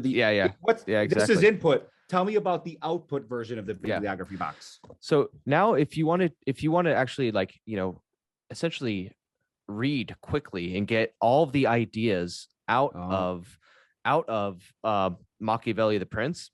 Yes. Right now you have to go through the book and go through every freaking page, right? It's harder than it sounds, right? And you have to go through every single page. Now, if you want to read the Prince, right? Like after the session, literally you just go, okay, read this, read this, and then you're like, oh, holy crap, I forgot about that section. So you can essentially read you can reread all of the, and then imagine when you have the Prince and then Atlas Shrugged and all of them back to each other. You can just pull them out and like essentially reread the books, like the main sections, on just the card. Okay. Yes. So that's one benefit. That's killer, right? That's killer. Yeah. And that's one benefit, and there's probably more use for this too, right? Yeah. And so like when I went from book to excerpt notes directly, or even book to like margin notes, you don't have that. And I think that's why Lumen liked doing it this way. And it's not. I love this. I love the fact that I exactly. can be like, oh, Machiavelli, and then, like you said, just boom, plow through the ideas, and those little ideas will clearly spiral even into like triggering even more about the book that I forgot outside of the written word. That's what I've like. So I didn't expect it to do that, but like I started going through. So I did it for Sankey Arens's book, and I did it for a few other books, and I'm like going through it. I'm like, holy shit, like that book had this in it, and then I go back and it made me like reread a bunch of it in the sections to go through it. So for just real quick, so Machiavelli's other book, it would be Machiavelli, comma Niccolo, the Prince. Oh, you file it would just be book. Yeah. So it would be like Machiavelli, slash, and then the corner thing, Machiavelli / that new title / one. Exactly. Okay, beautiful. Yep. I totally get that. That's dynamite. I love it. It's like it's absolutely essentially it's exactly. It's like nested folders. I freaking love it. Yeah. Cool. All right. Awesome. All right. Now pull out the that literature note. Yep. So we'll put the bib to the side. All right. Yeah. All right. So now we have our stuff. Yeah. So let's now build one main note out of it. We might do two. Okay. Yeah. Yep. So so show me the card again. What was that one card that was like you were like, this one? Oh, it was the staying close principle, which we ended up on, which was the page 22. Okay. Yes. So now let's we need to create a main note for the staying close principle. Okay. So we have a few different options. Okay. There's like three types of notes, really. Okay. There's an excerpt note where you can write out the excerpt, the entire quote. Okay. Then there is the reformulation note, which is where you can reformulate, that quote and explain it in your own words. And then there's the third one is kind of similar, but it's the reflection note. It's essentially explaining it in your own words and reflecting on it and almost like teaching someone, the staying close principle from. Should I have written down those three ways of doing this? Because I'm not going to like necessarily remember the three things there. You know what I mean? Yeah. I mean, maybe you could email me. I don't know. You know what I'm saying? Yeah. I'll how should I do this? Do you want me to just, we have the video audio recording or the video recording, but I can type it maybe in the chat. You can type in the chat. So there's three main types of how to make a main note. That's what you're saying, right? Yeah. Okay. Yeah. And when you do that, I'm going to copy and paste it into my, just this excerpt notes. And I've called these in other videos, other things like I call them excerpt observation notes, but this is my latest instantiation of trying to explain this. Lumen used the term reformulation, like reformulation notes. Okay. Reformulation notes are really just, it's a summary. You're summarizing something. And the third is reflection. Reflection notes are like notes where you're teaching it, and reflection notes, think of a reflection note as you're writing this, so you run a podcast, you said, right? That's right. Do you take notes or show or like to prepare for I use bullet. I have some bullet points, and a lot of it's reactions to articles, so I'll reflect. That would be probably reflection. I don't know, where I react to things in the marketplace or whatever. So excerpt is all right. So you're going to tell me which one of the three we should be executing this one, right? The staying close principle. So which one would apply here of these three? So the staying close. So this would be, I would say this would fall into like you run businesses essentially, right? That's right. Yeah. And this would be kind of like a business. This would be like a business management or a business like leadership principle, right? Yes. So what I would do, or get so I'm just gonna say I'm gonna give you some options, okay, of Just how you want to spitball it. actually Yeah. retain this, okay. So the first option is you can write out an excerpt note, the entire quote of that passage, okay. Which I happen to really like, by the way. His quote, I really like the way he put it with the diagnosis and remedy and how it's like a yin and yang. So you better figure it out. Yes, exactly. The second option we could do with this is we can reformulate it, right? We could say, kind of explain it in our own words, like what did he said? He like reformulate what Machiavelli said to me. Like how would you reformulate that? I'm still thinking of it, and I'm glad it's closed because that way I don't have I can cheat with it. But basically, like, faster you recognize issues, easier to cure, longer it takes, harder to cure, and obviously in my mind goes to a point where it is impossible to reverse if you wait too long to cut out nip it in the butt, cut out the cancer before it spreads. And I've dealt with guys like this, like, guys that ruin projects and things because they're so negative. You got to cut the cancer out. But you don't always see it up front. So that's why, you don't want to be too far removed. There's my mind goes in a lot of directions here. I don't know. Yeah. I just, that's why I want you to tell me kind of the best way you think convey this in it. Yeah. So here's what I think we should do is we're going to kind of do both. You're going to create a card right now, a main note card, right? Okay. And at the top, you're going to write, what do we call this? The staying close principle. Okay. So at the top of this card, I want you to write. There's a lot of ways to interpret top. Can you pull out one of your main notes? Yes. So I know what top means, like here, there, you know what I mean? Like, well, put it, you see on the left-hand side, Okay. Yeah. Put at the top and always leave room in the top right corner. Okay. Okay. All right. So I'm writing staying close principle. What am I writing here? Yeah. Right. I just want to do it flawlessly, accurately, like you do.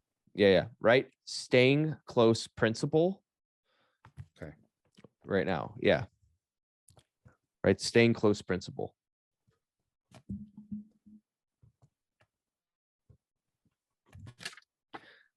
Cool. Yeah. Now in parentheses, right. Cut the cancer. Parentheses after that? Yeah. Because you used that term, right? Cut. I sure did. Yeah. Cut the cancer early, really. Early. Here's the problem, exactly. though. Look what I might need to start over. Look what I'm doing. I'm going into this area here. So I should have been a little lower. That's gonna be fine. But put a little box around. Oh, and that just stops me. Yeah, exactly. So cut the cancer early. Like that. How's this? Yes, perfect. Now I want you to underline that entire thing.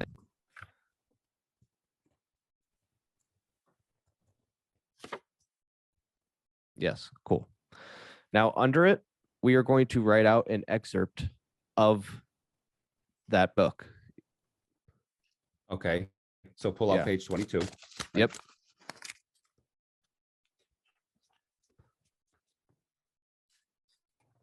Okay. All right. I think the best thing to write is, in the beginning, the disease is easy to cure, but hard to diagnose.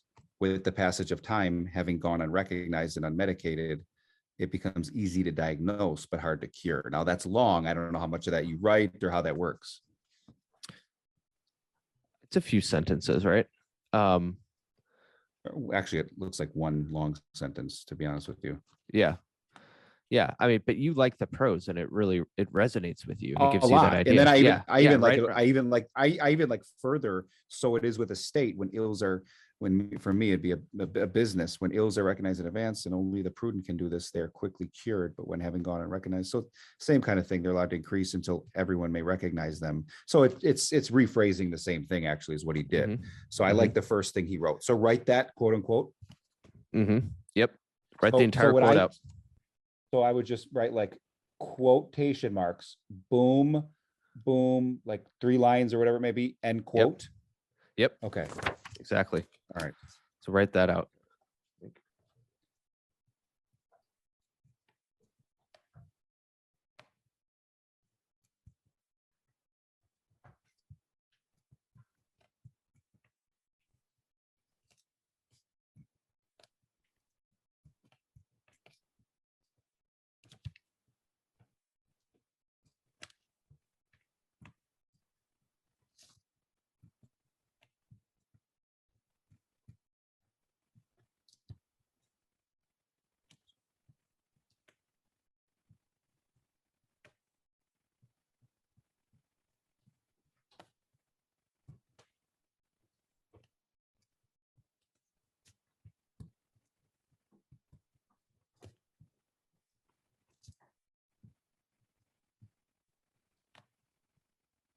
Almost done. Recognized.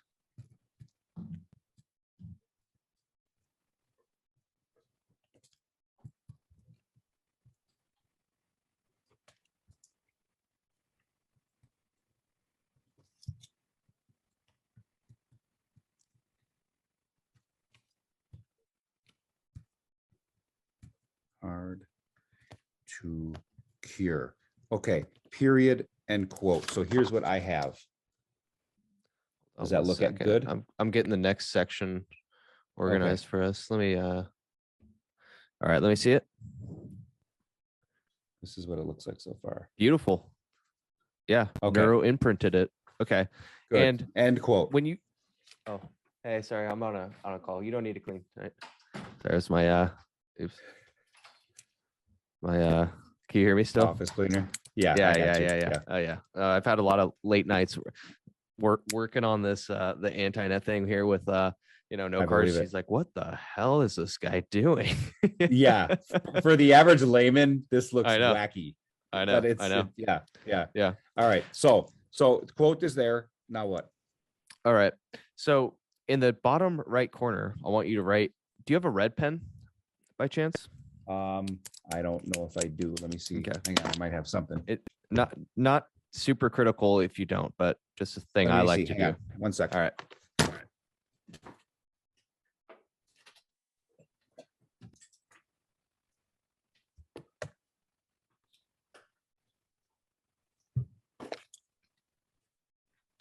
Yes. Okay, sweet. Ta-da. I'm in luck. All right, Boom. perfect. Now, Okay. in the bottom right-hand corner, I want you to write Machiavelli, comma, and then the page number.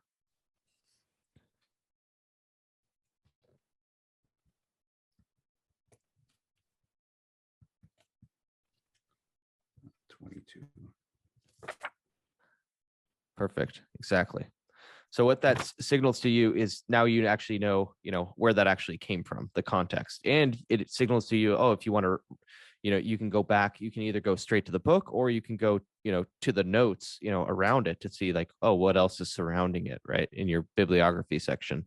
But it's a way to reference it. Okay. And cool. All right. this, mind you, like this whole tool and Zettelkasten in this space, was created by this pedantic German academic, that did that and wrote that down because he needed to use that as a reference, right? Yes.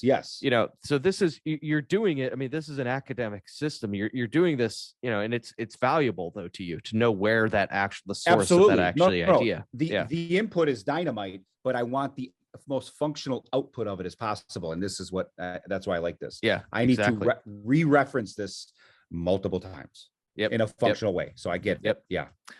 Okay. So now we have, that's your first main note. Okay. That was an excerpt type of main note. You see? So I don't reformulate this into my own words or anything. Like this is literally a note I slide in the Zettelkasten at this point. Yes. Yeah. And Lumen had a lot of, especially in his first Zettelkasten, a ton of excerpts. I have a ton of excerpts, now, where you're just quoting the author, period, the end. Exactly. Yeah. Okay. Exactly. And you know, that type of book, too, right, is the more modern books. You're not gonna quote, the excerpts, right? But that's the Machiavelli, the Prince. It's like written by a guy in the 1500s, so you want to quote him and you want to see it in his own words That's because it true. carries more weight, Okay. So that's why you're That's right. excerpting this type of book. If you're reading, I don't know, like a 4-hour work week book, Yeah. you're Yeah. going to Yeah. reformulate that in your own words. Absolutely. I know exactly what you're saying. The newer stuff, especially in like the personal development business stuff, Exactly. you can easily synthesize that into a different phrase. So I Yeah. get that. But Yeah. there's just so many powerful, dude, that's why I love old, like even Stoicism. Exactly. So for example, when you read from the Stoics, you're quoting a lot. Am I wrong? If you see my I have a Stoic section in there, and I have so many quotes. Yeah. How do you reformulate some of the most beautiful writing in human history? Yeah. And the only reason that largely Lumen reformulated a lot of his stuff is because he was using it directly for his theories and his thesis in his writing, So he did a lot of the work by that, so that he would just take it and then write the book from that note, right? Okay, you don't so we just did go ahead. Yeah, you don't need to do that for this. This is a perfect to create that main note. You don't need to create a reformulation of it unless you're working on like a book that's talking up, unless you're working on a, I know where you're going. Machiavelli versus for real estate book. You don't need to reformulate it, All right. So we did excerpt. Reformulation is making it in my own words, and reflection is almost reacting to the text. Exactly. Arguing with it, refuting it. Yes. Do you quote it first and then respond second? Just so I know for a reflection note. You write it, a reflection note, as if it's going to actually, you could use it on and in your book, on the paper, right? So you would say, okay, so imagine you were writing a book for Machiavelli for real estate. You'd say, the most important thing to do is to not let your team or your management team just run while you're sitting in the ivory tower, period. As Machiavelli said, and then quote him, like a brief quote. Machiavelli said, or maybe you would start the quote like, this, as Machiavelli says in The Prince, and then continue the quote, right? So it could be like put in a paragraph of a book. You see what I'm saying? Right. Yeah. So what is the permanent reflection note look like before I imprint it into my book is what I'm saying. What does that reflection note look like? So I'm wondering. Let me try to find an example. Yeah. Of mine. Yeah. Let's see here.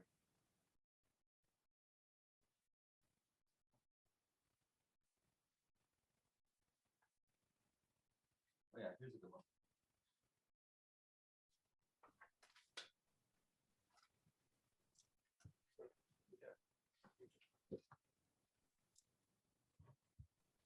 All right. So I'll just read it to you first, and then I'll show it to you. Yeah. Okay. Okay. So Lumen didn't desire fame from his work. He didn't desire wealth and riches so that he could spend his days bronzing on the Caribbean beaches.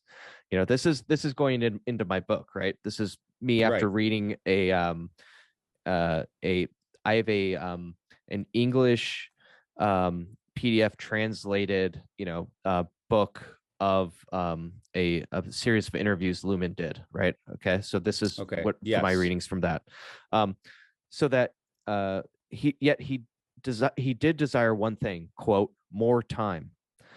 Lumen desired more time so he could spend it. This is my saying it, my reformulation or reflections again.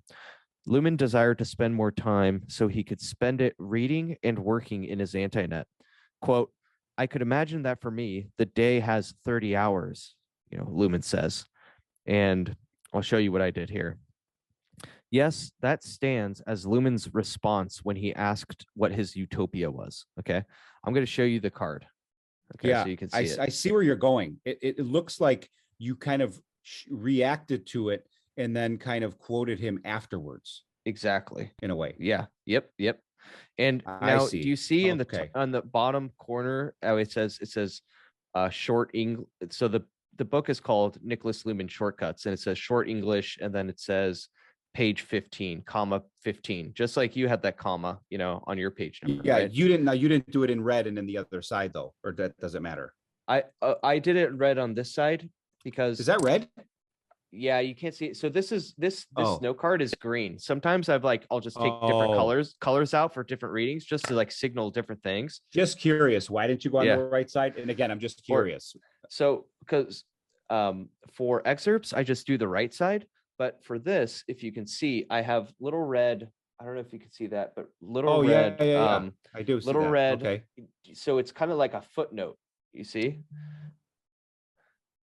It's like a little footnote. So for the footnotes, I put on, and then down here it says 1. That's the footnote, and then it's the footnote is I put on the left hand side. So the footnotes, this is my own little addition, and it's like my own little convention, right? It's not critical, but it makes it so it's literally looks like I can just take this little paragraph and put it into my book, which essentially is right. And footnote and all, it's kind of already set up for the whole deal. And that is what it's set up for publishing. Exactly. And then the funny thing is that when I publish it, I'm laying all this stuff out on my desk, right, and putting them in different places. And then when I'm writing it, when I put this down on my computer, I'm writing it down, word for word, but as I'm writing it, I'm also now having to re-explain it and re-understand what I even wrote in the first place. So the end writing output is way better, and I'm rewriting it as I'm rewriting my writing that I wrote by hand, essentially. Yes, I see. So reformulation and reflection kind of are in the same world, but they still kind of go in their own directions. Yes. And the reformulation is a term that Luhmann used, right? Reflection is my word in invention right now. I like it. Yeah. And it's, you are my first guinea pig that I'm teaching this to. So my goal is to simplify it and not throw too much at you. And, maybe I'll just call it reformulations, and not in ditch trying to explain what reflections are. But right now it kind of makes sense. It's hard to explain it, but I get it. So, so we have a true permanent note, a real one. It's an excerpt note. It looks like this. We are done with it. Obviously we have something to do up here. Yep. And I guess my question is obviously if the quote's longer, I keep going. Do I ever do anything on the back? No. Continue the note. Or no, I don't. But you can continue the note on another card.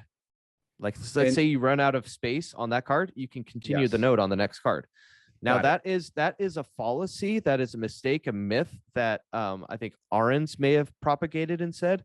But all of the Obsidian digital workflow, junkies that they're like, oh, you need to make atomic notes and they need to be simple and concise, and one note has to have one idea. No, it's no. Luhmann actually had his ideas flow. If they ran over onto other cards, it's not a big deal. Okay. It's not a big deal. You want to make them more concise. So it's if you run out of room, just put it on the next card. Yeah, I get it. So the final thing we have to do is the upper right corner for this card. Yep. Make it official. Yes. What do we do now? We're going to go down a rabbit hole now. I was going to say this is what this is one of the reasons I'm talking to you. Labeling somehow paralyzed me. I swear to God. Yeah. All right. So what we are now going to turn to, and I'm gonna send this link to you right up here, is we're going to turn to the academic disciplines, okay, to figure out where this is going to go. So I'm clicking on a link there.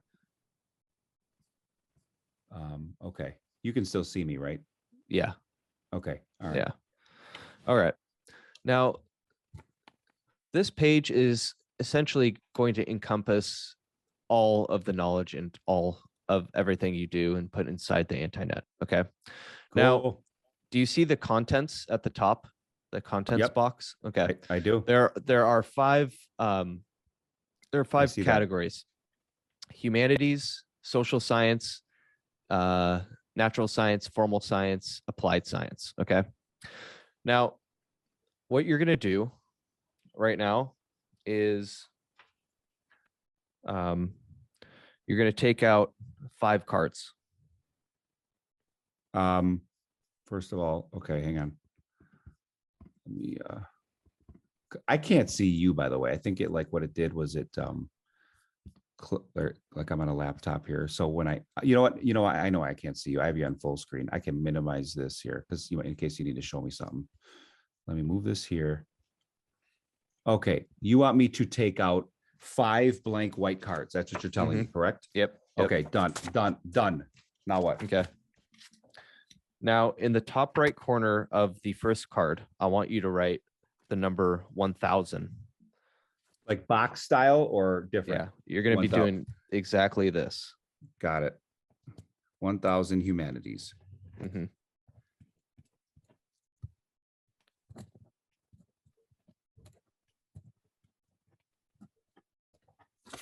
Boom, right?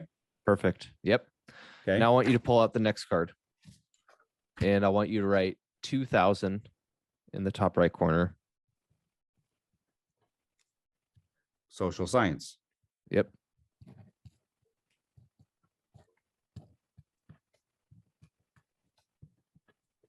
And on and on. Yeah. And then let's natural. create all yeah, exactly.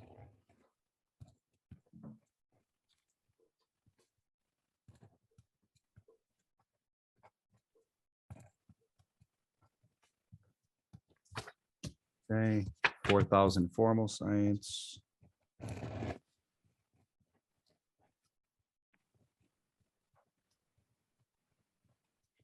God, I wish I started this when I was 21. Yeah. Seriously.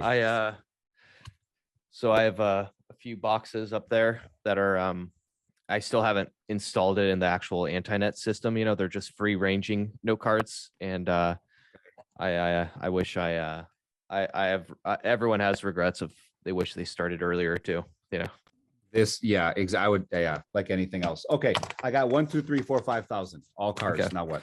All right. Now pull out a second box. Pull out the second box you have. Yep. Okay. Okay. Done. On the front of this box, write main, MAIN. Okay. Okay.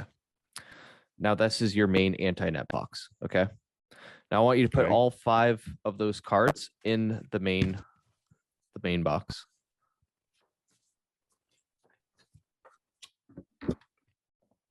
Alrighty. Okay. Cool. Close All it, right. like put it away, or No. We're gonna use it in a second. got it. Okay. All right. Now I want you to take out the third box that you have as well. Okay. Yep. And on the front of that, write index.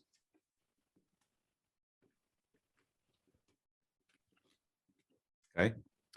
All right. Now I want you to take those, those alphabetical dividers. You have another one, right? I do have a second All right. one. Yeah. The Cool. first one I Yeah. put into the bib. Yep. Sweet. Yep. So pull that out. All right. The alphabetical dividers. Yeah. Okay. Put it in the index. Yep. Okay. Okay. Right. And then do you have you said the white ruled index cards? I have white ruled and I have the colored ruled because you Okay. told me to grab colored. So So I have white and colored. Yeah. So I like to use for my index, I like to use colored. I don't know why, it's just a preference, just it. So I would just use the colored ones, if Yeah, you want to, sure. you want to follow me to the T. Yeah. Yep. All right.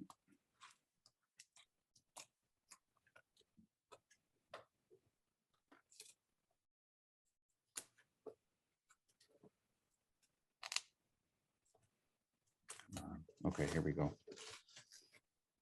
Okay, colored, ruled. I guess they're neon, whatever. Green, pink, orange, and yellow. The colors don't really matter much. Like Robert Greene, who like mentored Ryan Holiday, has like his own elaborate, huge, massive, like color schemed index card system. Have you seen that? Yeah, I've been reading Robert Greene for a long time. I like it. 48 Laws of Power. Yeah. Yep. Good book. Yep. All right. So colored, ruled, index in front of me. What do we do? Cool. All right. Pull out one of the colored index cards. Okay. Okay. At the top of it, write H like this. See that H?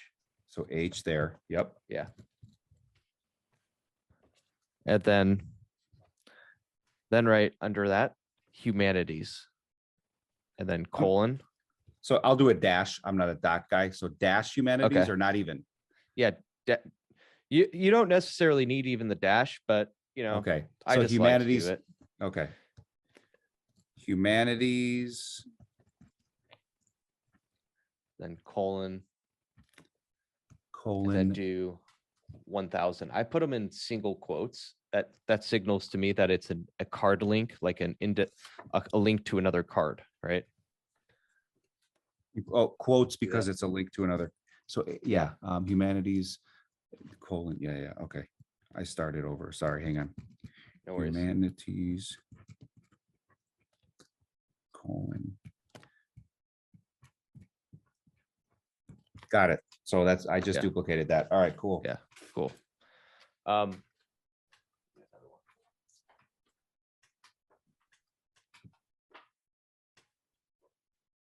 Okay. Now, I want you to get out another colored card. Okay. And I want you to put A at the top like this. Different color. Okay. A. Yeah. Mm-hmm. Got it. Okay. And I want you to put applied science. Here, I'm writing this down with you. I'm going to show you what it looks like. It's the same exact thing as what you just did.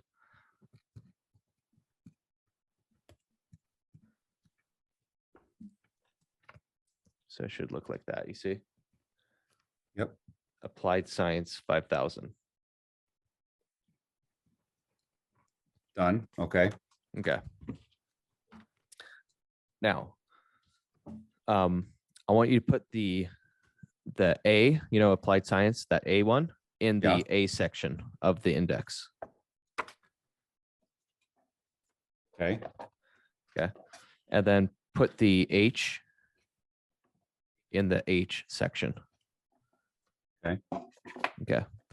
Now, for time, I don't want to do the other ones, but you can see. I know. See Yeah, I that, know where we're going. Of okay, course. Cool. Yeah. Cool. Okay. Different color for each of the 5,000. There are five colors, or is it 5 colors? I guess it doesn't matter. Yeah, it doesn't matter. The colors don't matter. Are the color? I mean, is it purely random? You just like your index arbitrary. to have color? Okay. Yep. All right. Yeah. Got it. Yeah. All right. All right. So, okay. So that's that entry. So now you've started the index. Okay. So now the question is, okay, where are we going to put this quote for, staying close principle? Yes. And I think that's more of like a leadership section, right? I would call it that. Right. So if you go to the Wikipedia, right? Wikipedia outline of academic disciplines, I'm just going to search leadership on this page. Okay. And see where it falls into. How do you do that? So, how do you search on Wikipedia like that? The top right, search Wikipedia? Or that academic disciplines page that I gave you? Yeah, I'm on it right now. Yep. Yeah. So I just hit Command F, right? And I typed in leader. Command F. Yeah, to search that page. Oh, that's a new thing. Is that how that works? With any web page, if you tip Command F, it finds that word on a page. That page. Oh, yeah. Did not know that. Okay. I'm not tech savvy, man. Really? I'm really okay. not. Yeah. All right. So okay. Right. It's in one spot under educational leadership. Yeah. Well, there's two results. There's educational leadership. There's leadership that's under like military sciences. How are you finding that so fast? You can search, you can hit like the next button, and then I scroll up to see, and educational leadership and leadership. I only see 2 though for leader. Yeah, exactly. Yeah, you're but I don't like either of those 2 categories because where we want to put this is within the business section. And business is under applied science. Oh yeah, right? one's military. I see what you're saying now. This is new to me. Yeah. So education and military, both of Yeah. those, right? So I don't Okay. really like those categories, So the category I like for it, that quote, right, is the business category, and business file is under applied science, right? So what we're going to do is we're basically going to create. How do you know business is under applied science? I mean, you're obviously super familiar, but I see It the hierarchy. says on the I see it. Yeah, it says on the contents. Yeah, that Got business is under applied science. Got So it. where I think business and where I think leadership would fall under is in the 5,000 category. So this is kind of just like you kind of like arbitrarily choose randomly, right? Yeah. A little bit, but I think a good place for leadership would be like we could just choose 5,100, 5,100. Okay. So what we're going to do right now is then we're going to create a card. So even though the word leadership literally isn't on this main note, that doesn't matter. No, right? It doesn't matter because it applies Okay. to leadership, Got it. Okay. Yeah. Yeah. So what are we doing? So we're going to create in the middle of a white card. I want you to write leadership. Pull out another random white card. Yep. And in the dead center. In the dead center, put leadership.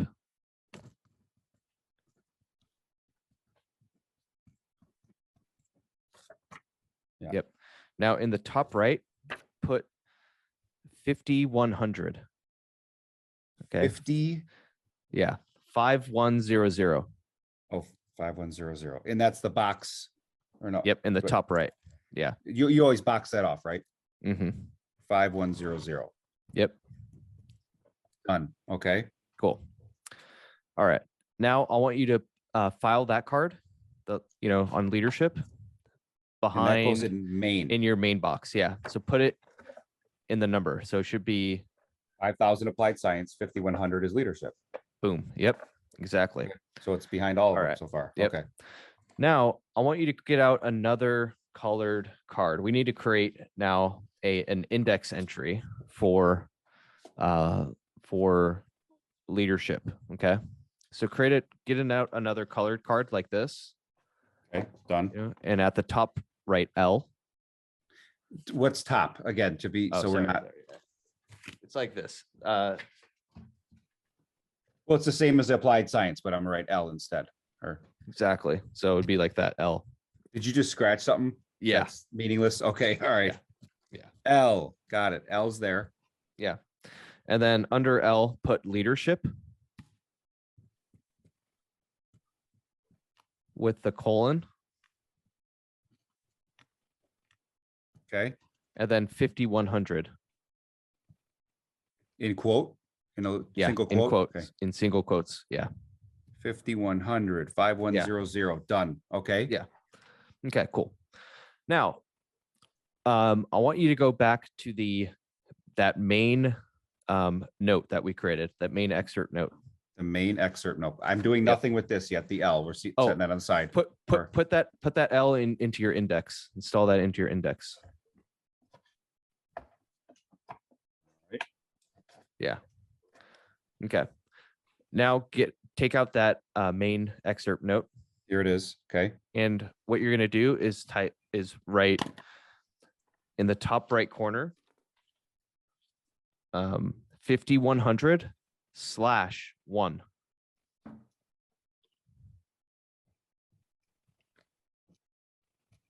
5,100/1.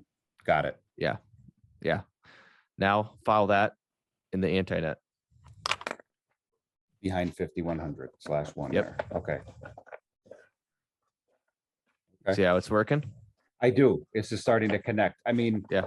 This is I love that we're going through this step by step because I'm telling you, no one's explained it like this before. Yeah. So, Yeah. And it's like simple, but also there is a level of complexity. Like this isn't just like writing notes, but I love it. Exactly. I love it. Okay. So the name of the game in all of this now, once you start building, okay, is to file the card, file the cards next to their most similar and related cards and ideas. Okay. So any other leadership principle that you have, that comes up is going to be, 5100/2, right? 5100/3, 5100/4. Now, here's what's going to happen is you're going to have a 5100 is leadership, period. Okay. Yes. 5100 /1, 5100/2, or other more ideas. Now, what you're going to find and have is you're going to come across a card that is, you're going to have 5100/1, 5100/2, 5100/3. You're going to have a card eventually that's like, oh crap, this one is closest to 5100/1, yet there's already 5100/2. How do I file it close to 5100/1? What you do is you create 5100/1A. You see? Yes. Now, Siri thought I was talking to her. Oh, I hate when that and happens. we just keep, yeah. So 5100, by the way, 5100/1/2/3, is there a number you stop at, or you just keep going? You just keep going. It's endless. Knowledge is endless, right? So you keep going there up to 5100/1000 on leadership. But then the A would branch down if I say like exactly branching down. So 5100, 1, 2, 3, 4, those are all leadership topics, but they're independent of each other. And the A's and B's are where they continue on almost on the vein. Yes, yes, the A's are like, I like to call them a variation, like, in genetic, it's like a variation of that idea, right? I see. So 1A is a variation. 1B would be a further variation of the /1. 1C would be a further slash. Yes. And you'd almost tree down off the A's and B's exactly. too, then. Yes, exactly. So let's say, oh, you have an idea that it's like closest to 1A. Well, you go 5100/1A/1. And then you just keep reversing 2, 3 letter number. Yep. And then you tree down, Okay. Okay. So it would look like this, like, I think you get it, but it's 100/ what is it? 1A/1. All right. So it'd look like that. Right. So that's saying this is a leadership topic. That branched from the variation of that excerpt quote. Yeah, on that. And then this is related even to that variation of that excerpt quote, Okay. Do you ever get worried that you're not thinking of like and connecting them as much as you should, or, oh my God, what if I'm installing this here, but it could be connected better somewhere else? Does that ever, you know what I'm talking about? Yep. So what you do, we call them like see also. You call them see also entries. Okay. So let's say you put an idea in eventually like 2100 something, but you're like, oh man, that can also go into 5100/1, behind that. So what you do is on that card that you file it in, you put see also, 5100/1, right? In the little single quotes. You've created a link. So when you're surfing, the 2100, it says, oh, see also 5100/1. So it links you to the other place. You see? Why wouldn't you install that behind 5100/1 in the first place? 1 second. Sorry, Siri cut me off again. That's all right. Yeah, that's all right. Why wouldn't you put that, instead of saying see also, why are you not installing that directly behind the note that you wanted to see also, if it's related to it? You kind of get what I'm saying? Or because it's in a different topic? Is that why? You know what I mean? Yeah, you would want to, you're saying like, why wouldn't you create two cards and put them No. Okay. behind? So you said if there's another note that relates to that note, you would say see also. There's another note that relates. Like when do you do when do you do see also because it's related, and when do you continue it on the numbering tree because it's related to it? Yeah, I would put it the card closest to the, like in proximity to the numbering tree, one, Yeah. And then the second closest, if there was like, you have to make a decision. You're like, okay, like, you know what? I want to either find this here or here. Oh, Right? I see what you're saying. You're saying if it falls under two categories and you don't know where to Yes. put it, I Yes. get it. So you just choose one, period. Choose one. But then you say, see this, because it is close enough where I was debating, oh my Yes. God, which one? I Exactly. see. You're like, I got you. you're like, see this as well, right? So that when I you come got it. across it, you can go, oh, see that as well. The cool thing about doing it this way is, you know, you're locking into time on these note cards, right? You're locking in like the state of your mind at the time and the state of what you remembered at the time, right? And that other card, which you will then completely forget, right? Yeah. And it's so much more powerful than having a digital document that's always updating and always, because you're just going to end up with information overload. Yeah. When you do it this way, you're like, wait, like you almost like appreciate it, seeing it in your own handwriting, where you're like, no, trust me, like I saw this, see also this idea. I'm going to go navigate over to it.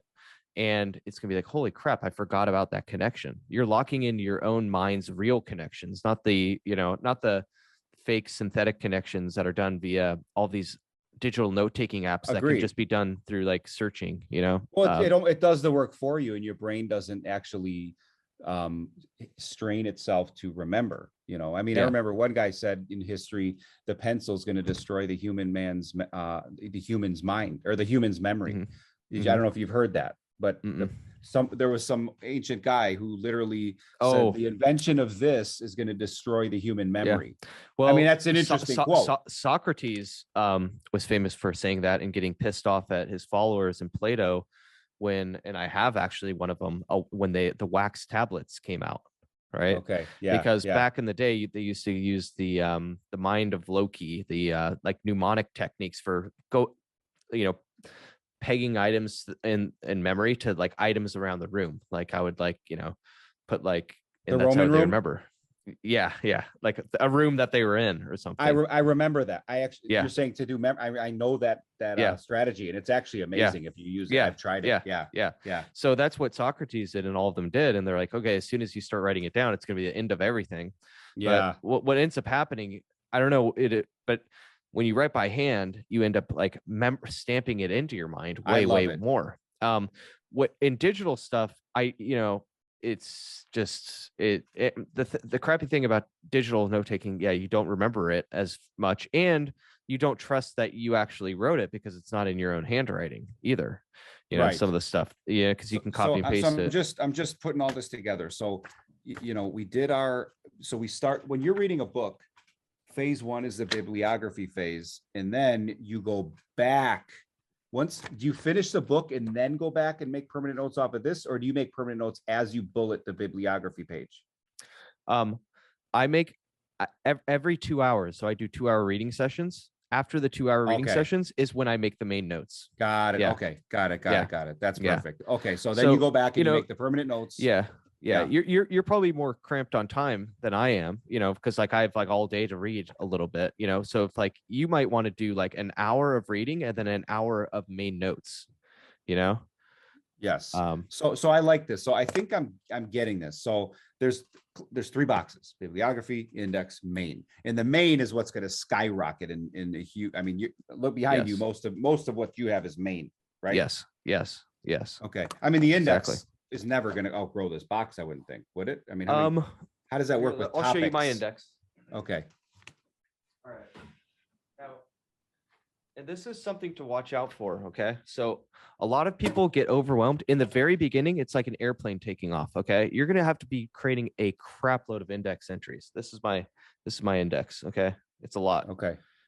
But it's like, look, I have like whatever, 5, no, I mean, like, I don't know, 10 main note boxes, right? And only 1 index box. So let me understand this. So the bibliography, the input, I understand. Okay. I understand how the input of it when I want to reference a specific book in the material inside of it.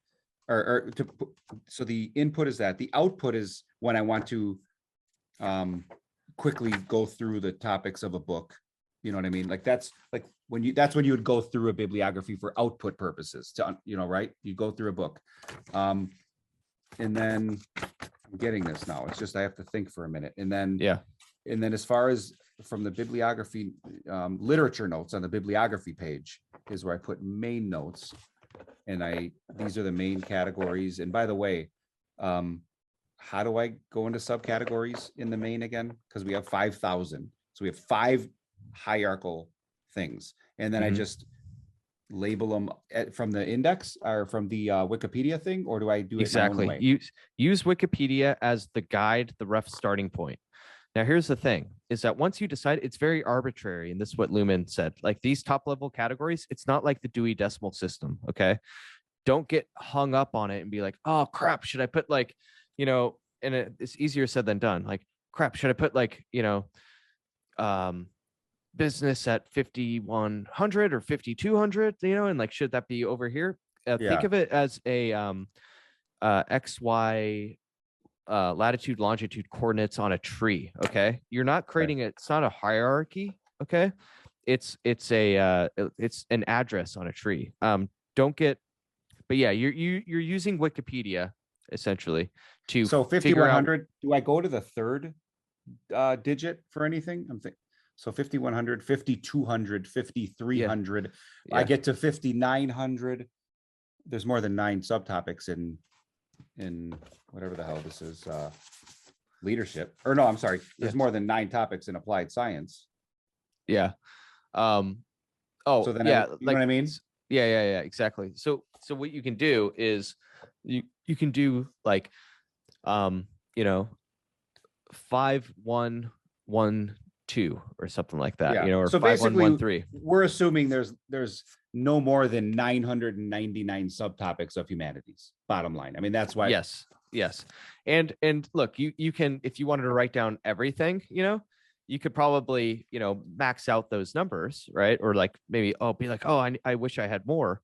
You can also, but 999 is a pretty big number to work with. Right? I haven't run into any limitations yet with this system. I believe you. And even if I did, like, let's say you want to add, like, you have 5,100, and then you're like, oh crap, I've run out of room after 5,100. You can create a 5,100A or a 5,100B, right? Or 5,100C, right? Correct. So it just goes on for infinity. Have your main branch be like a branch down almost, right? So okay. Yeah, that theoretically, yeah.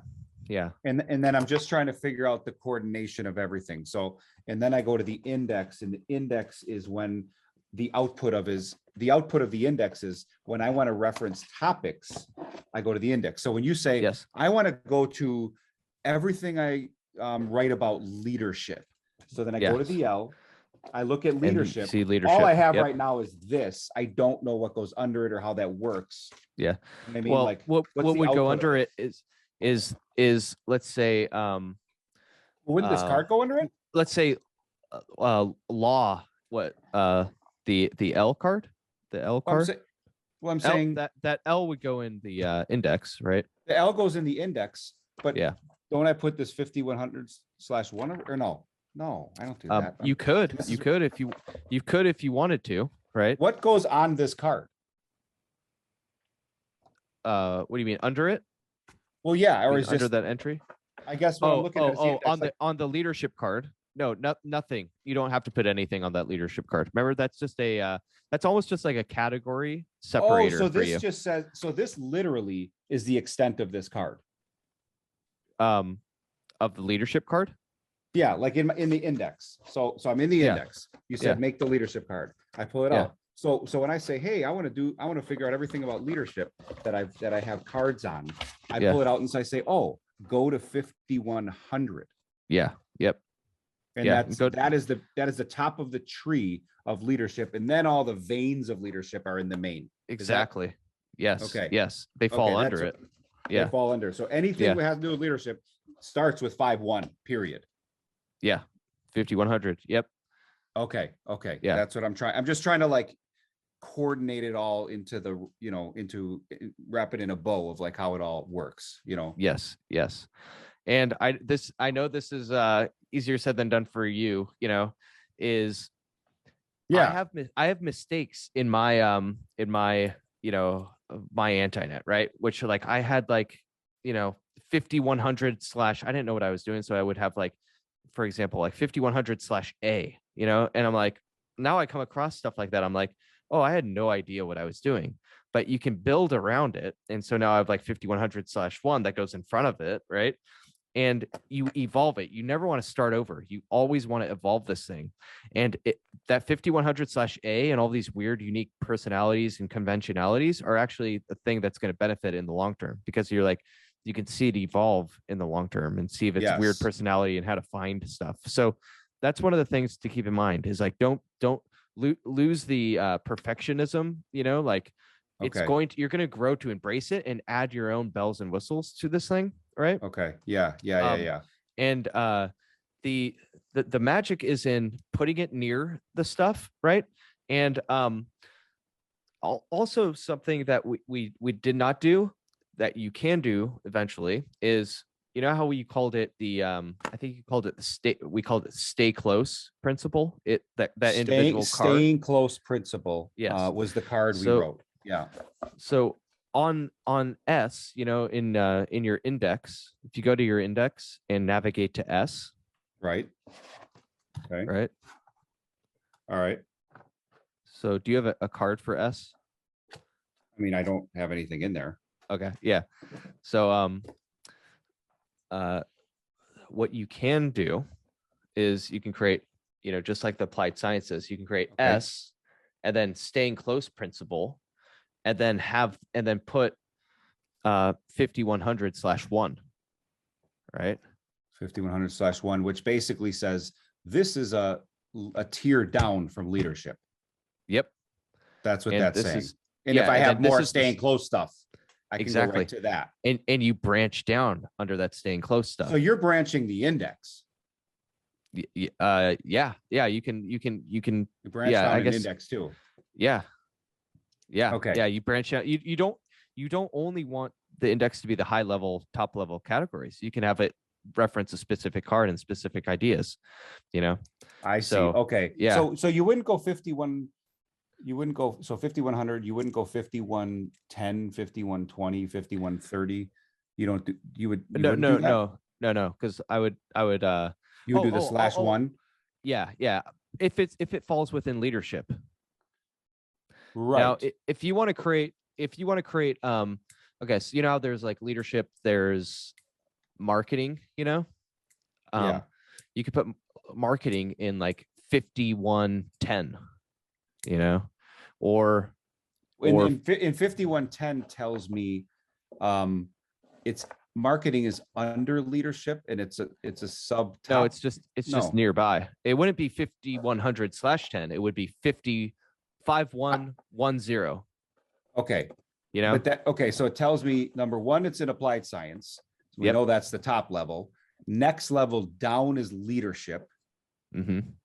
And then you're saying market, you know what I mean? I'm trying to figure out like, so is marketing a little under leadership at that point or no?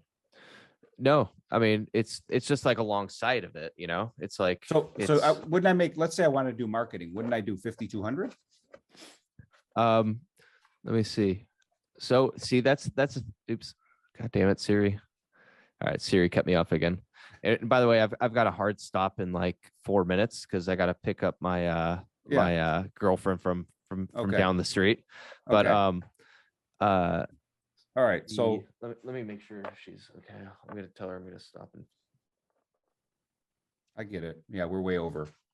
No, it's fun. I love this stuff.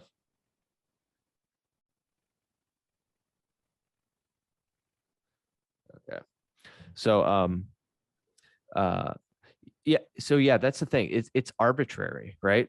So for me, I might want to put it in, but there's a lot of other, you know, like I think my marketing section is 5200, you know? Okay. So obsessing over the precision is not necessarily the way to go. I'm overthinking it, bottom line. Yeah. Okay.